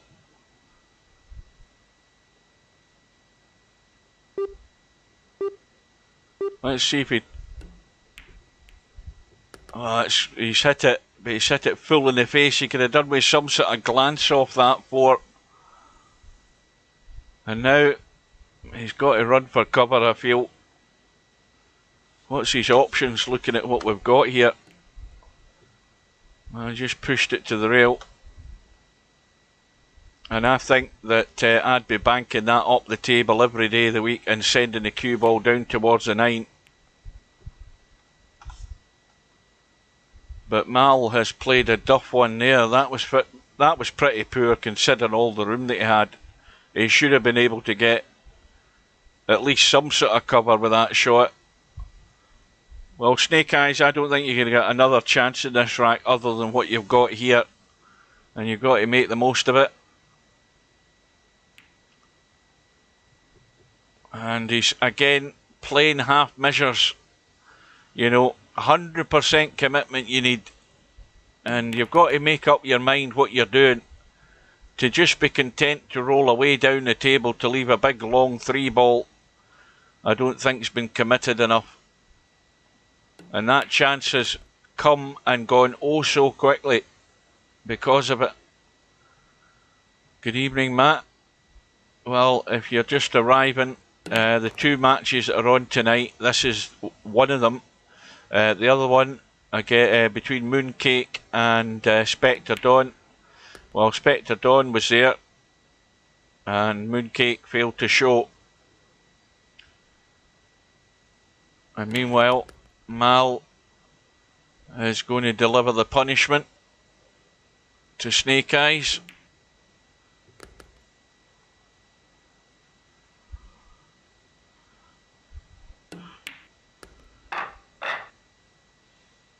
And that's against the break as well. So Mal back to a 3-rack lead. And that's one of the dud breaks. But the 3 balls going all round the table into the top left hand corner.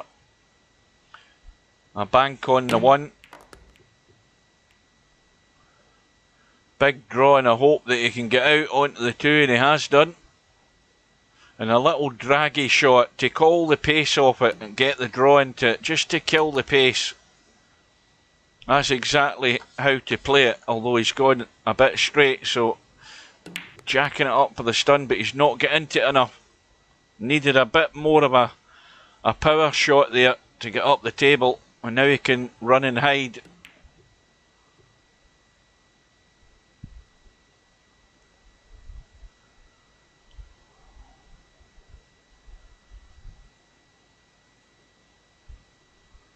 Well, I dare say, I mean, he can't see any of the 5, so it's a big target to hit up and down, but if he hits it full in the face, he's going to push it just towards the 6.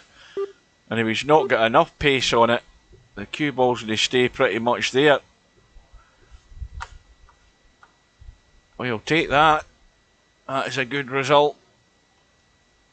That's the sort of luck you need, especially when you're trailing by 3 racks. And there's the chance for Snake Eyes, and surely this time even I could clear this up, and that's saying a lot.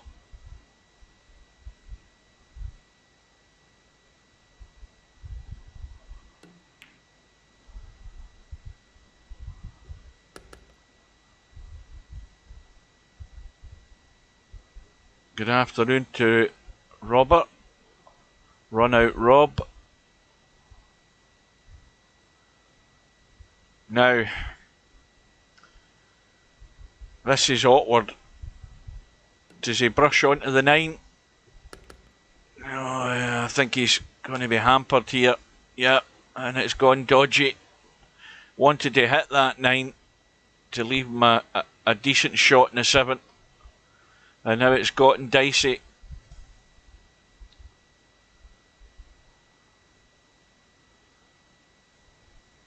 Good luck with that one.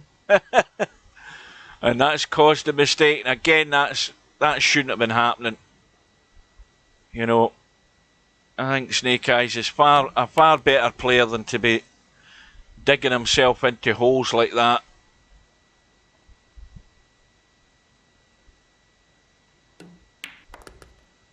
And that is just a gift for Mal, playing right into his hands. You know the punishment is going to be severe if you leave everything on for Mal. He's just going to wipe the floor. So you've got to be on the ball. It's now a 4-rack lead again.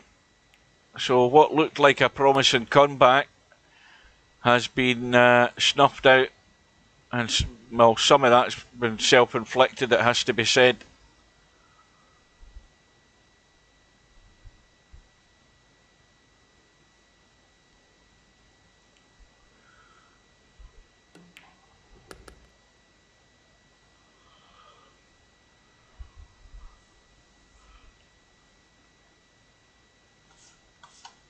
Well, he should already have looked at the 3 ball and see that that is very tight.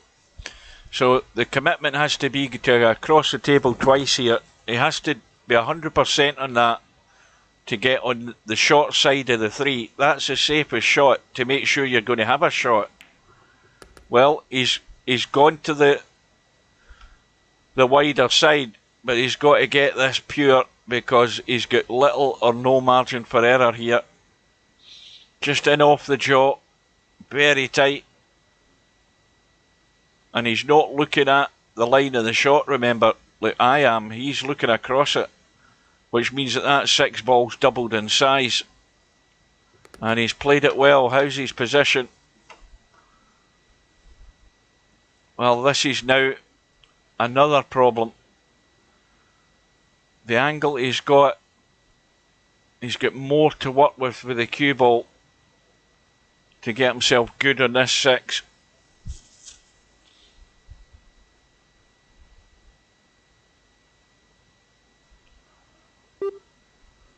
He's digging in. Needs that action in the cue ball to fizz off the rail.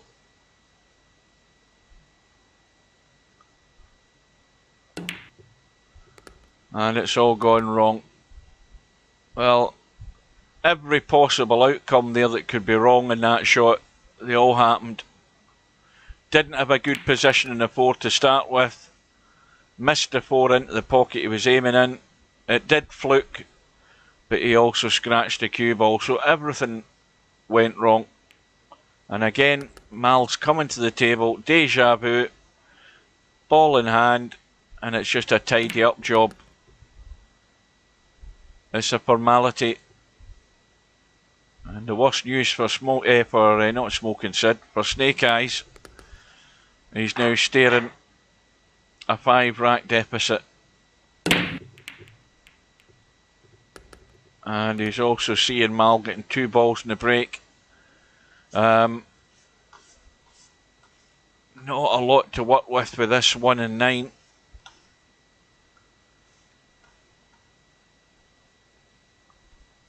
Is he going to give this a smack? No, he's looking at a push out.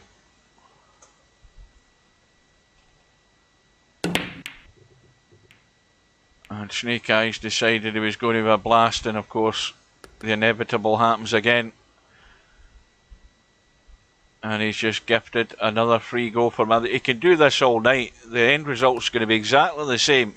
If you keep giving Mal open tables like this, there only is ever going to be one result.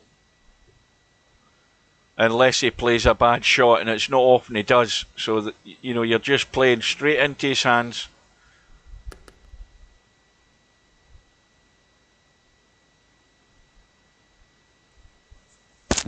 You know, Snake Eyes can't win this match by asking Mal to do him favours. It ain't going to happen. He's got to work on it and work on his game and hold himself together. Take a breath and refocus.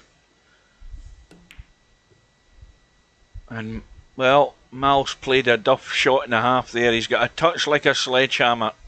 That was awful. That's the worst shot of the day, that shot right there, folks. So at least Mal's won something tonight. That was terrible. And he's duly gifted Snake Eyes a bit of encouragement there, which is what you don't want to do. If you've got him down, put him down even further. That's the rule of thumb in any sport. Don't give them any sniff of a chance or encouragement to try and get back in the game. Play them out the game. But Snake Eyes, when he needs it most, wanting a ball, let alone a shot, he gets nothing.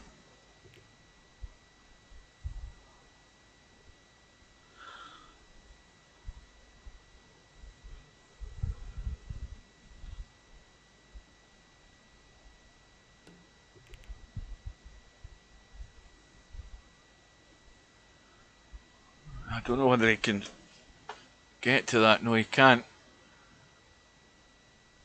Well, he thinks he can. Now, that's that a legal shot? Yes, it is. Well, this is a delicate little cut into the middle. Very tough line, but 100% committed, and that's the difference. That is the difference right away. Okay, he's got no shot in the 3, but no prizes for guessing where Snake Eyes is going to be. Locked up. And that is how you keep your man down. What Mal's doing right there. 100% committed on the shot. Once you've made your mind up, you go for it.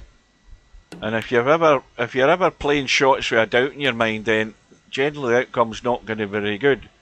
But Snake Eyes has got a bonus there. He's managed to get a fluke.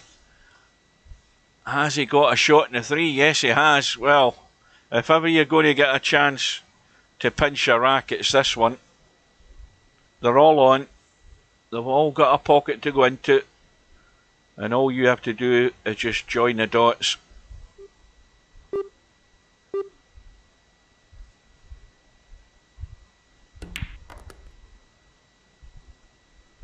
And he's going to have to run up and down. Loads of room though.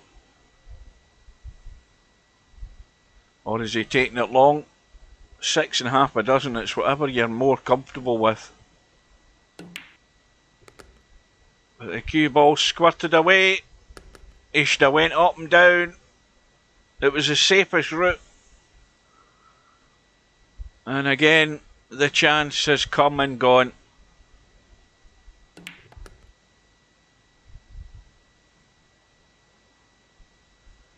Well, this is going to knock the stuffing out of himself. This for Snake Eyes. It's always going to be a tough ask against the quality of Mal. You know, if you show any sign of weakness, he's not going to have any sympathy for you. He's here to get a job done, and that is it. Welcome back to Semi-Pro. Well, we're watching Snake Eyes slowly fall apart at the seams here.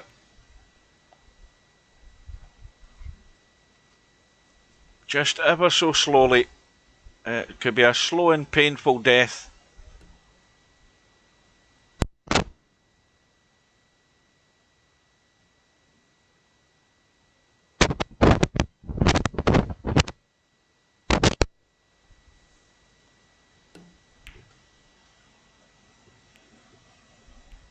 Well, there's still time to get a second wind, but he really has got to hold himself together and just be aware of the situation. I mean, he's trailing by 5 racks. All it needs is a little turn to get a couple of them back in the board.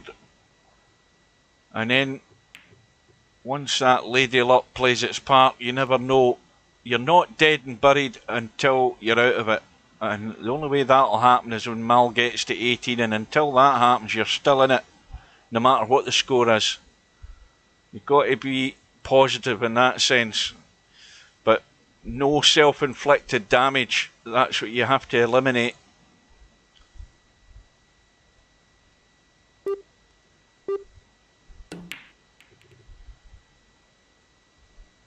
Where's the one ball going? Well, it's gone in the hole. Mal going for the blast. Well, it was a gentle blast, but that worked out absolutely perfect. And he's going to have to tweak this one, I think. Can he get to the 2? He's just going to have to chip the rail in the ball, I think, here.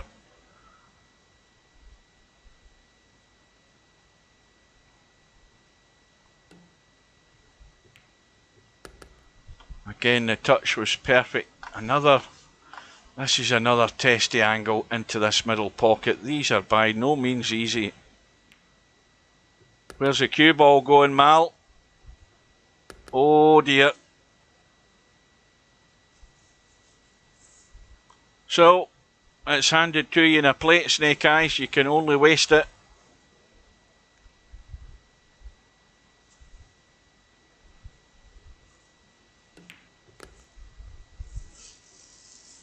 What, you won 12 racks in a row in your match, Larry?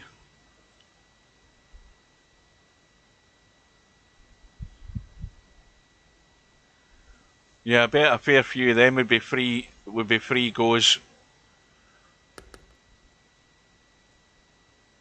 I'm willing to bet a fair few of them were. Yeah, that's what I would have thought. You know, failing to get the job done is the biggest failing of most opponents. That's what I say, whenever you're in tournaments like this, you're going to get found out. If all you do is rattle around and if you rattle around in challenge rooms every day, when you come to playing a big tournament like this, you're always going to get found out. That is to say, if your game's not improving. Smokin Sid get found out earlier because he can't pick the lines to play kick shots. simple fact is that he probably has never played a kick shot half the time he's played VP4 or VP3. He's always relied on the jump cue, and when you rely on that so much, it makes you lazy. And when you don't have that in your armoury, and you're forced to then work at it, then if you haven't been doing homework, you will struggle. And for the most part, Sid was struggling.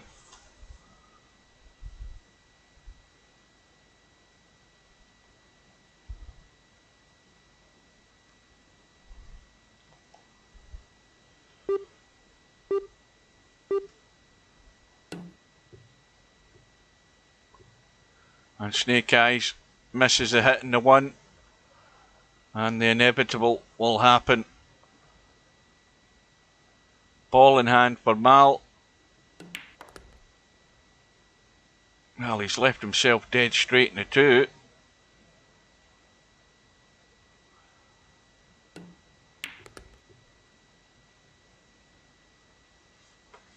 But he's pretty much nailed on, I think, on that three. Let's have a look from this side. No, he hasn't got the line to get the pot, but he's got the line to make pain for Snake Eyes.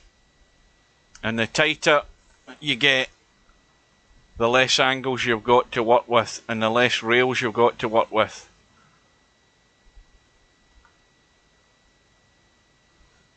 Snake Eyes going up and down. If he misses it going the way up, he might hit it in the way back down. And he's found a pocket. And now Mal has got his opponent where he wants him. And he will complete the job on this rack and take him to double figures.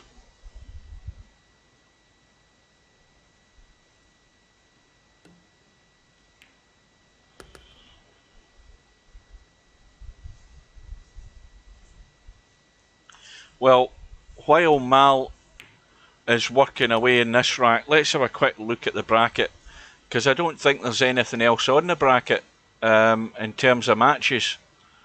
All the matches that were to go ahead or were scheduled are either completed or underway.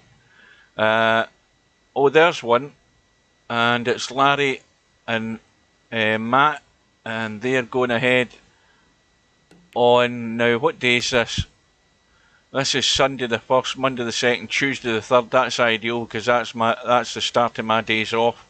So we'll have that match on Tuesday night at 7 PM British Summer Time between Larry and MC Clarkey. And apart from that, that is your lot, I think. There is nothing else.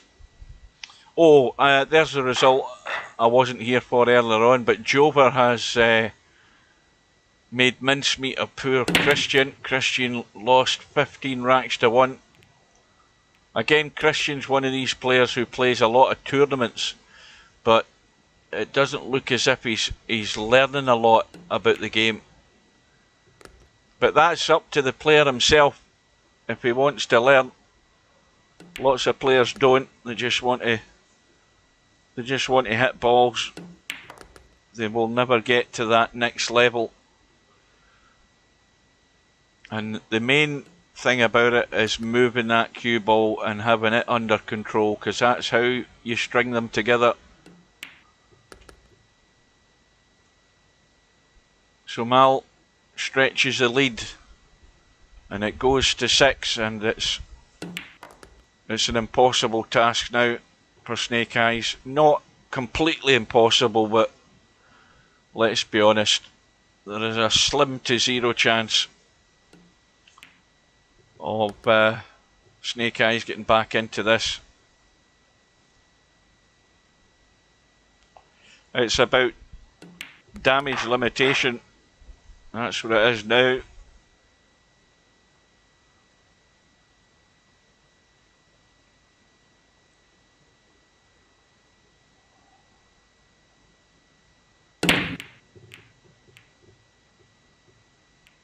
Oh, 9 ball on the break, and that is a desperate requirement there for Snake Eyes. He needed that.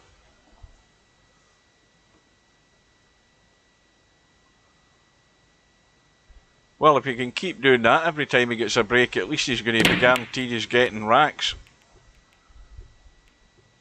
But the odds are still strongly in favour of Mal getting to the finishing line long before Snake Eyes does.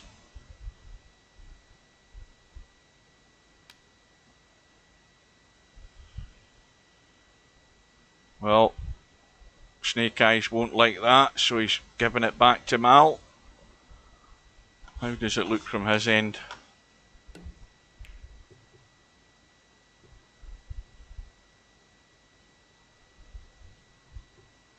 Well, that's not a bad shot.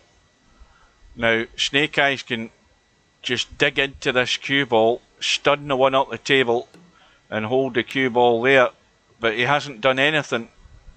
And he has to hope the one goes safe, because it was a poor execution there. He was trying to run into the 8 and the 2 when he could have probably dug into the cue ball there and stunned it. And now, well, if he gets enough spin in this, he has to avoid the 5 and 6, or he has to use 2 rails to get up the table and stop that one ball coming away. He's avoided the 5 and 6. And I think that Mal, well, he'll fancy the double bank here. No, he's not interested. And he's going to scratch. Is he? No, he's okay. But the incentive is there for Snake Eyes with a cut on this one. Now, he has to watch the pace in this. He wants to try and just drop into that gap between the 6 and 7. And he's got every chance of doing that if he gets the pace right here. I think he can come inside here. Well, that's worked out big time, because he was far too heavy with the shot, but the kiss on the 7 has done him a favour. Needs to make the most of it. Whenever you get a lucky break like that, then you've got to capitalise on it. He's got loads of room to get up the table for the 4.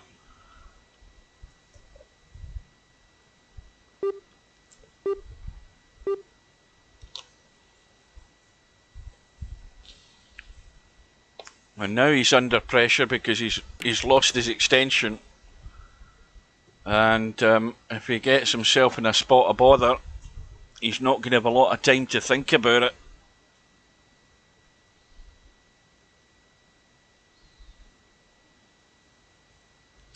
Again, another test of the pace control here. Just down to the middle of the table on the left hand side. And again, just overhit it slightly. And again, the closer you get to the rails, the less you can work with it. But I think, I don't know what, he can't hold that at that angle. I don't think he's got to let this run.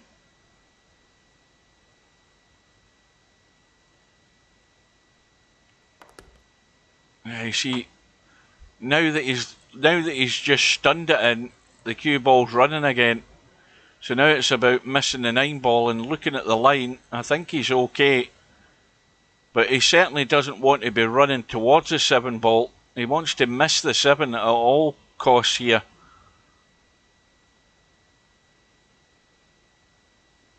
And if he's going to stun it, he didn't want to stun it too much. Yeah, you see, he took a risk there. He was not far away from running into that 9 ball.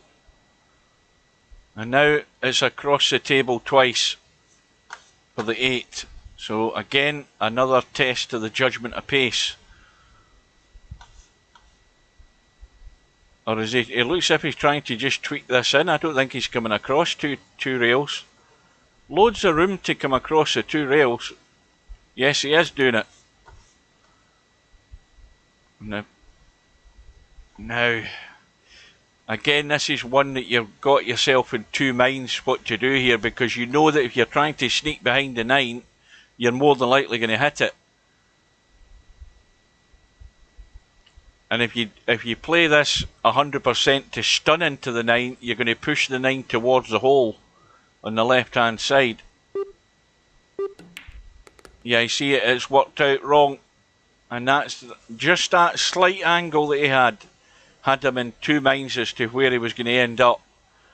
And he got the 9 too thin. And now we're going to have the tip tap. And Mal's going to have distance here. Well, somebody is at some point. If they get straight on this, they can just double kiss it and run back up the table. But as soon as that 9's off the rail like that, from any distance up the table, whoever comes in is going to be playing the bank. That's a guaranteed certainty. The double kiss is a shot here, like that, but you're always sacrificing the bank. And Mal knew that was going to be the case. He's taking the risk, and Snake Eyes can't refuse the bank. He's got to go for it.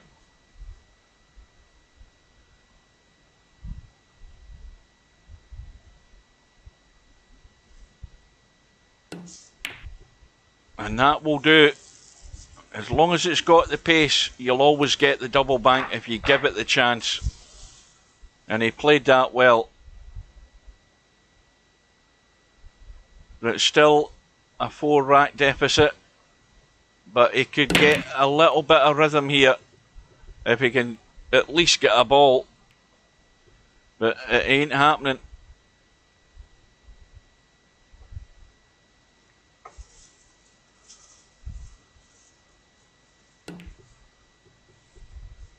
Well, Mal all out for the pot, and Snake Eyes has a chance, and he's got enough room to get between that 7 and 9. He needs to get this spinning note to get up the table. He's run into the 5. And that was the only thing that could ruin it for him. Well, this is a tough cut, this 2-ball. And goodness knows whether he'll be able to see the 3. Yeah, not interested, but once again, he has not played the shot. He has chickened out on it. He just left. That is a nothing shot, that right there. Not committed one way or the other, and you end up doing that. You're always going to do that if you're not 100% committed to what you're trying to achieve there. And it's given Mal a free go. He's taking a risk. He's got a lucky kiss off the knuckle. And he's on the 3. And it's all over this rack.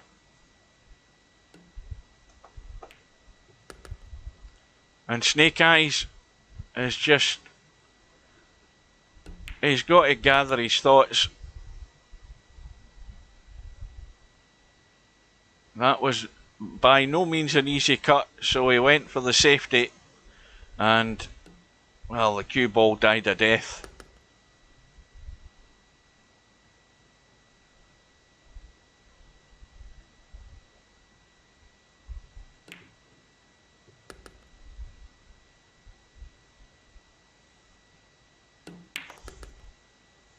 Now, as we all know, as these tournaments go on, and quality comes over from the winner's side, as they will do, it's then going to get a game of death between these guys.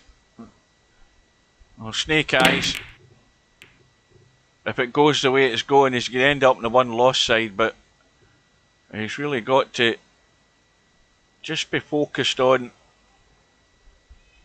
each ball, and that commitment has to be there. I think he's very much concerned about leaving a sniff of anything for Mal, and he's just playing into his own hands there by being half committed in shots and just not getting it done. Well, this has got a good chance of going in. And that was absolutely perfect.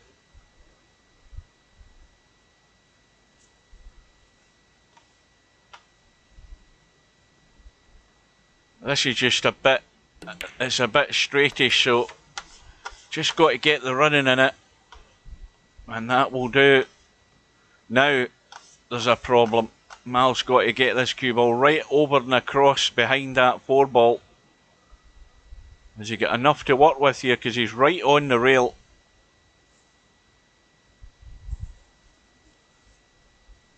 He might be just trying to get a good line for the 4-9 combo at distance. That might be all he does have. Well, that brush off the 8 has worked out extremely well. He's got a shot in the 4. He's more or less rescued the situation there. Problem has been resolved.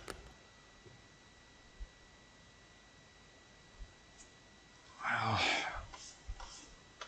he's got a dead straight in 6. Bottom and right English missing the 8 ball.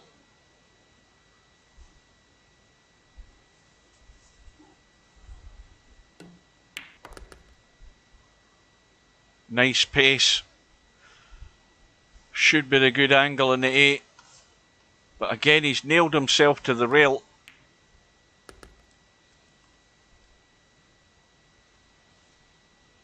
So the lead now goes to 6.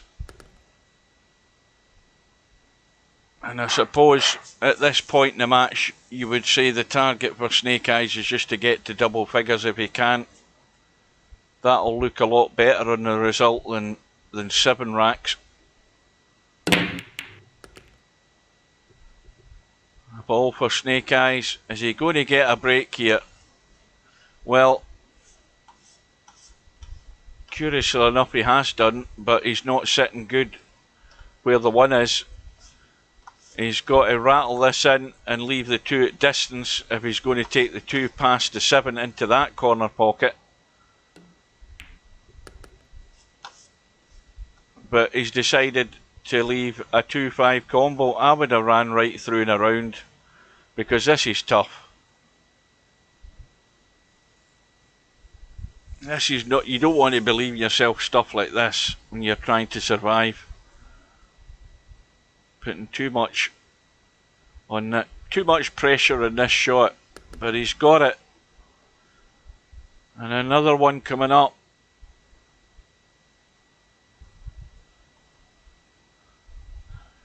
Well, you need to get at least up the table here to see this 3 ball. You've got to get there.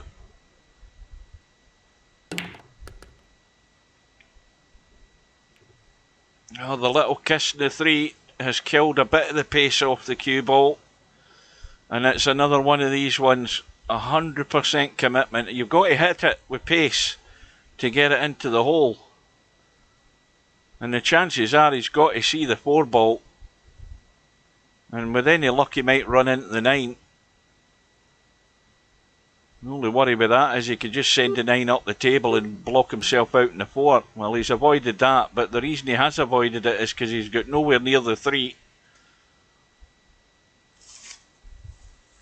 Did not pick the potting angle in that at all.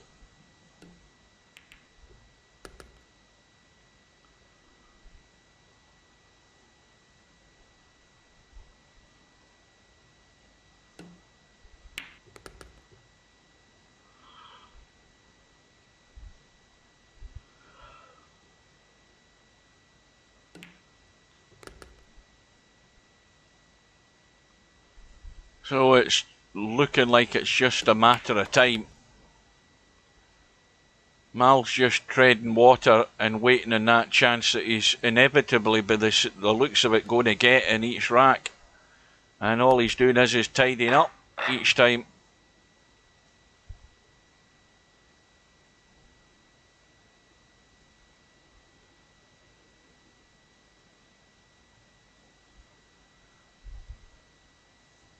So Mal has just pulled away. I think it was, what, 4-0 to Mal, and then it got back to 4-3. And, well, from then on it's just been bits and pieces for Snake Eyes. And most of the bits have been given by Snake Eyes by making those errors. And Mal, as I said, just tidying up, putting the racks on the board.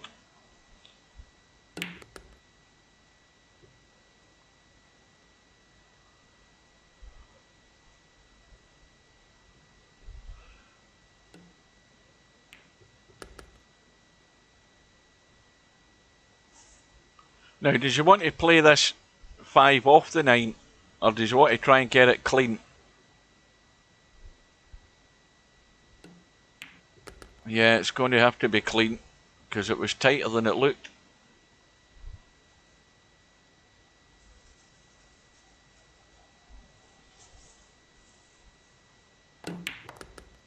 He's got to get into it a bit more. He's almost there.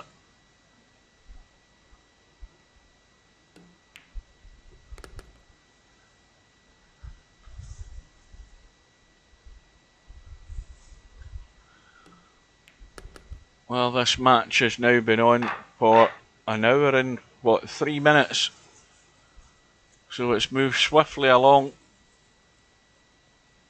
Consider the match this afternoon was just under the 2 hours. Mind you, it almost went all the way, that match, between Bedhead and who the hell was playing earlier on? I've forgotten again. It's that time of night, folks. I've forgotten. I've forgotten who Bedhead was playing.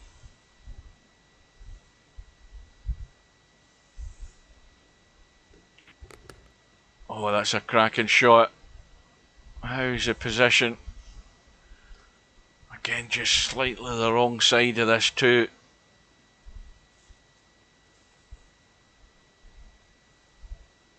Bedhead and Acero it was. That's who it was.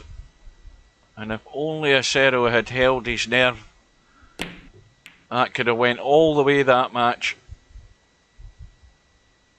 And again, he played it. He played a shot that I'm still confused about. And as I say, in the end, Bedhead actually played the shot I was talking about. Acero didn't go for it whatsoever. Tried to run the cue ball around. Where's this cue ball going?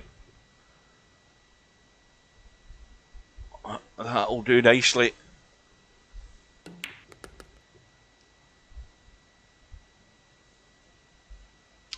Well, I reckon Snake Eyes just wants this to be over to get out of here.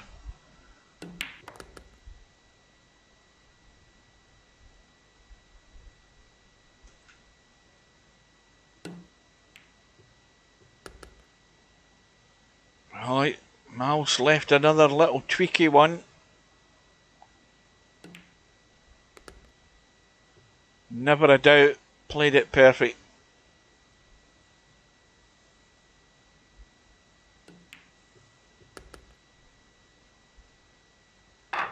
So just 2 away now.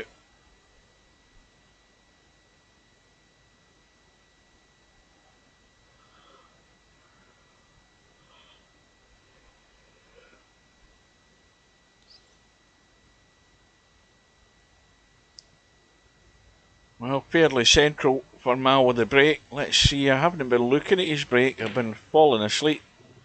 He's certainly not going forward with the cue ball this time. And 5 and 6 have gone, shot in the 1. And Mal, in a very short space of time, will be 1 away.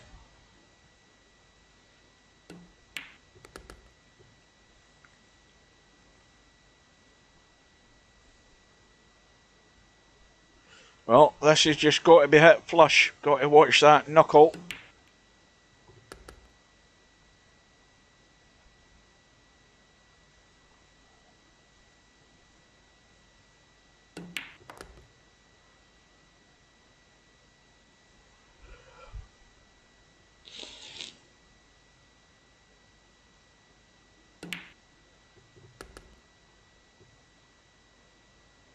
Well, now it's gone wrong. Now here's the big test.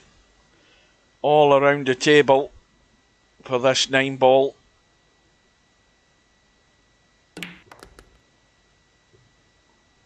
Well, that's going to finish in the middle. That's in no man's land. Reverse bank is 100% on. Well, he's picked the line wrong. And that is going to be a little bonus for Snake Eyes.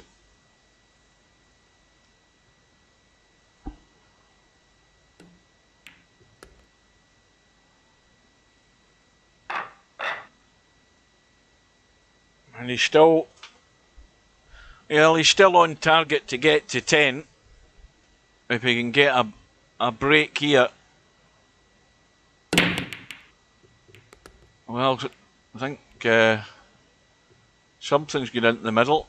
Was it what the hell's gone? The 3 ball's gone.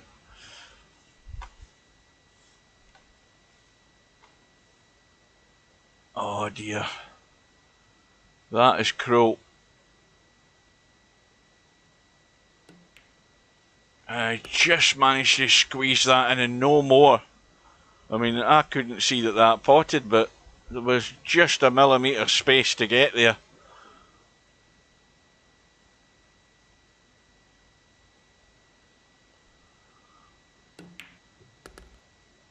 Well, he's got to run this. And the problem is getting from the 5 to the 6. Once again, it's about taking your medicine. Depending on how he leaves himself in this 5, he's just got to go over here in this area.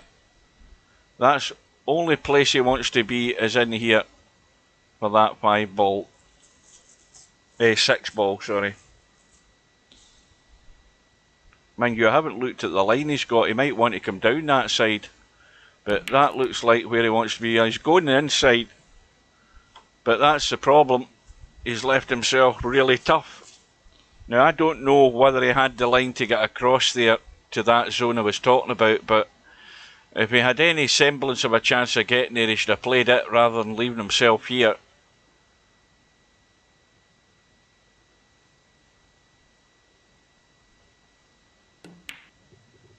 Well, it's wiped its feet, but that nudge into the 8 has left him.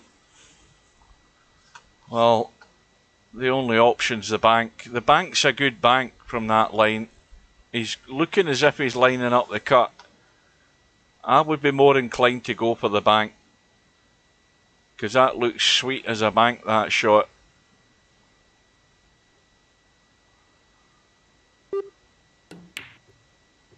And he's given it the chance to get the double bank. And he's got another tester. This is another little tweaker on this 8 ball. Don't get into it too much or you could scratch.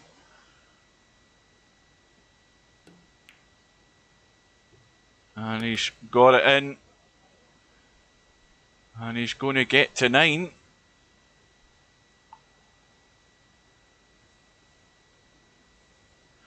Well, that attempted reverse bank from Mal gave Snake Eyes a chance, and he's managed to get the job done. But the break is back with Mal.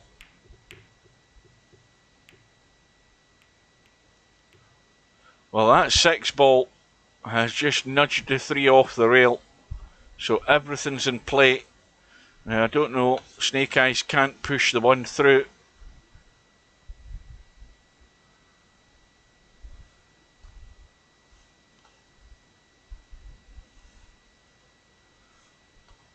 I'm looking for a safety here. Now the target area would be behind the 5 and the 4 and the 2. And in the end he tried a very ambitious shot. And it's only given Mal a free go.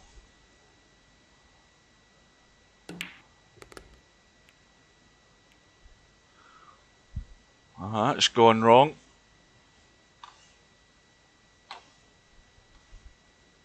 Well, he's looking at the bank, but heading for the long grass as well. Well, this is 100% commitment. He's got to just come out behind the 5 and 4 this way to leave the 3-9 combo. And he's more or less following the line, right on the point to get there, to leave him the 3-9 opportunity. Let's have a look. Because the 3 is very tight to go, and if he's going to go for the 3, he's got to get there and get the cue ball around and out for the 4. But he's played the combo, and that was well done. Did everything the commentator told him to do. Good evening to Sid.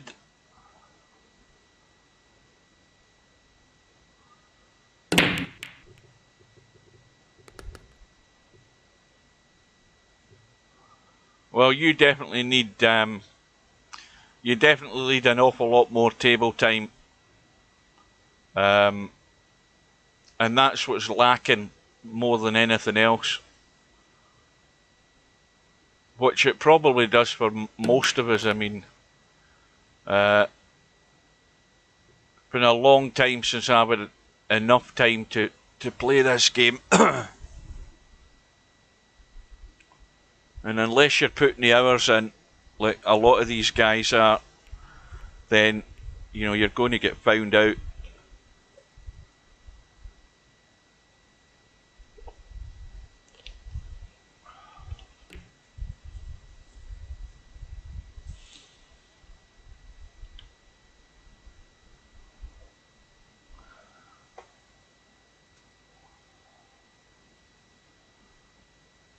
So, Smoke Eyes, where the hell did I get that from? I was going to say Smokin' Sid. I called him Smoke Eyes. Snake Eyes has got to his target. He's got to double figures. I gave him that as a target to get to. And anything from here on in is a bonus.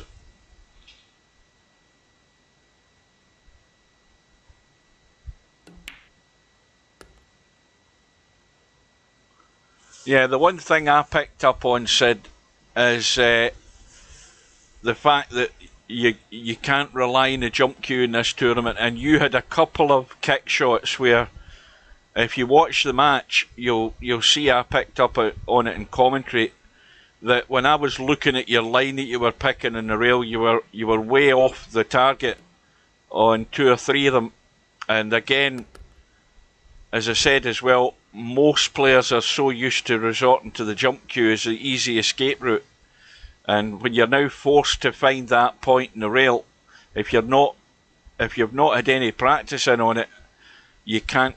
It doesn't come natural to try and just pick that line, because your eye will tell you that's the line. And even somebody like me, who I can't jump very well, but I'm not necessarily the best kicker, but I can usually pick a half decent line that'll more or less get there. And I could see that you're a wee bit off on those.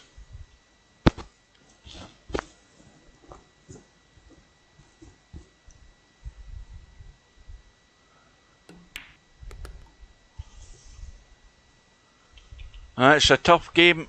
As soon as you give up that table time, you know, it's a bit like riding a bike in the sense that you know what you're doing essentially, but when you don't have that touch, you lose it.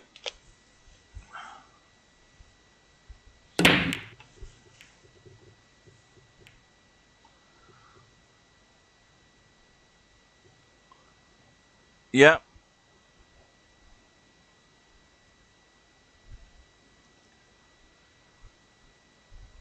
Yeah, it's a tough ask. I mean, if you're the likes of Snake Eyes is a half decent player as well, but he's up against Mal, who's not going to give you anything. And you're going to have to work hard to get anything off Mal.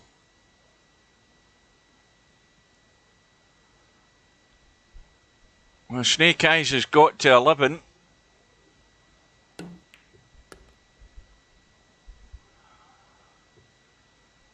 But Mal has got in.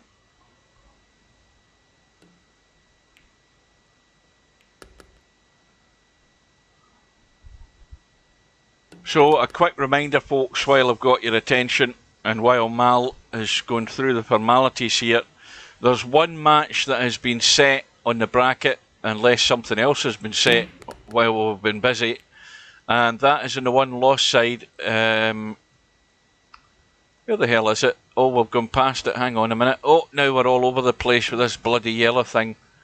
Where is it? Yeah, there's a match on Tuesday night, British summer time, and that should be a good match to watch. It's going to be between Larry from the USA, and MC Matt Clark, or McClarkey as I've always called him, from the UK, and that's 7 PM on Tuesday night. And I finish my work on Tuesday. I'm off for 2 days after that, so I'll be here for that. If you can't get to watch it, then go to my YouTube channel. It'll be on there if you want to watch it at some other time. But it should be a good match between those two. And that is it. There's nothing else on the bracket. We've seen everything we're going to see today. And we'll just see Mal finishing off the rack that takes him to the hill.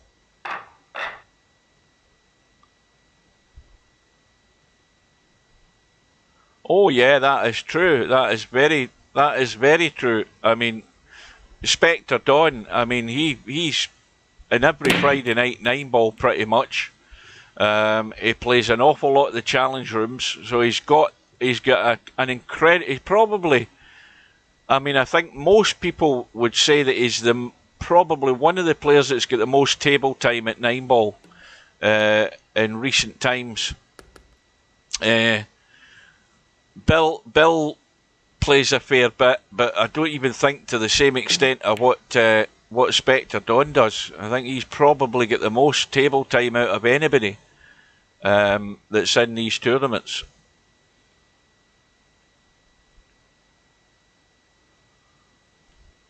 Well, Snake Eyes having to give it a kick and hope again. This might be his last shot. He needs a break. Well, it's not easy. It's a thin cut across the table into that left middle, but Mal could give it a blast and just hope he gets some sort of luck. But he's not doing that. He's playing a sensible shot and getting a half-decent safety in, and that will do very nicely indeed. Well, he's apologising for it. I don't know why. Or was that a shot previously he was apologising for? Looks a bloody good shot to me. And again, Snake Eyes trusting to luck, but this time it isn't happening for him. But Mal's got a lot of work to do off this shot. He needs to get right into the cue ball, big time. Oh, this might work out nice, and what a brush off the 5-ball. I mean, that has landed absolutely perfectly in the 3. And he's going to have to come back the way here for this 4. No, has he found a gap? Oh, that was risky, Mal. Well, you know what you should have done. You should have come back into the gap between the 6 and 9. He's gone all out for the cut. That was a big ass, that shot. And that is taking a liberty there. You've got to play the sensible shot. He went all out for the gap and left himself a real tester to stay at the table. And Snake Eyes with a very good opportunity to steal another one back. But it looks too much like just a matter of time. But you've got to take what you're given. You're given that chance. And if your opponent gets a bit loose, well, inflict a punishment on them that's well deserved in this rack. Well, he's got to keep running to give him more of an angle. Well, this is only going to go wrong by hooking himself behind the 8. So you've got to get this running, but not too much spin on it to take it into this angle into the corner pocket. You just got to get it running a little bit. And that will do. And give yourself a wee bit more angle to get out. Well, he's got to get this through. Doesn't want to leave it short. And that is nice. Well, you know my golden rule with this shot. Make sure you're going left or right. Avoid the scratch in the middle pocket, but at least get to the middle pocket. It's the only way it can go wrong. Well, he's gone for the sort of middle of the road bedhead way. And that's never a good option. It's always a tester. And this, right now, to stay in the winner's side, to survive another rack.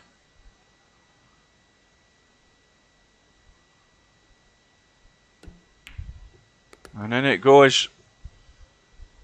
Now who's got the break? Well, it's back to Mal. And nothing Snake Eyes can do but sit and pray. And it's looking good at the moment. Oh, the 8 ball's gone in. He's got a shot in the 1. And everything's on.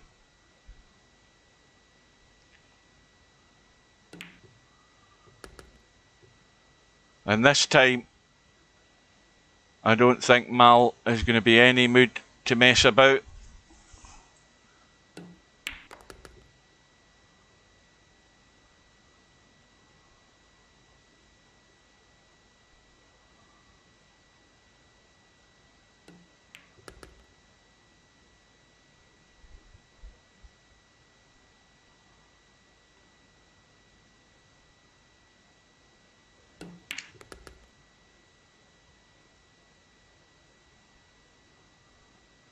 Well, just pretty much a kill shot on this. Stone dead. What's the angle like? Bit straightish. But you've got a whole ocean of blue to get there. And again, this is another stunning kill shot just to hold for the 9. Little tweak. And so Mal, in the end, it's a comfortable win for Mal in all honesty. And it's a win of 18 racks to 12. And that takes him through to round 4. And we'll have a quick look and see how that shapes up. Where are we? So from the bottom up the way, we've got Spectre Dawn against Bedhead in round 4. That'll be a good match. We've got Bankster to play Hazard in round 3. That's still to be arranged. We've also got Billy Bigrigger against Sergresh to be arranged. Remember, these have got until like August the 9th to get played, so there's plenty of time yet. Cheeky Chico has gone through against Linus by 18 racks to 7. And Cobra is going to play Cheeky Chico. Excuse me. And that result there, Mal is through to round 4, and he's going to play the winner of Jose and Albinario. And with the greatest of respect to Jose, it looks as if it's going to be an Albinario Mal match in the next round. Jose is going to have to play out of his skin to make trouble for Albinario. Albinario will be too strong, but Albinario is going to meet his destiny in the next round more than likely, and that is it. So be with us, guys, for the match on Tuesday night, the one between MC Clarkey and Larry, whatever the hell it is in the bracket, that one there.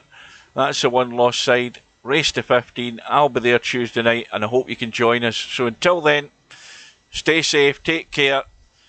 Thanks a lot for your company, guys, and I'll bid you good night and see you again soon.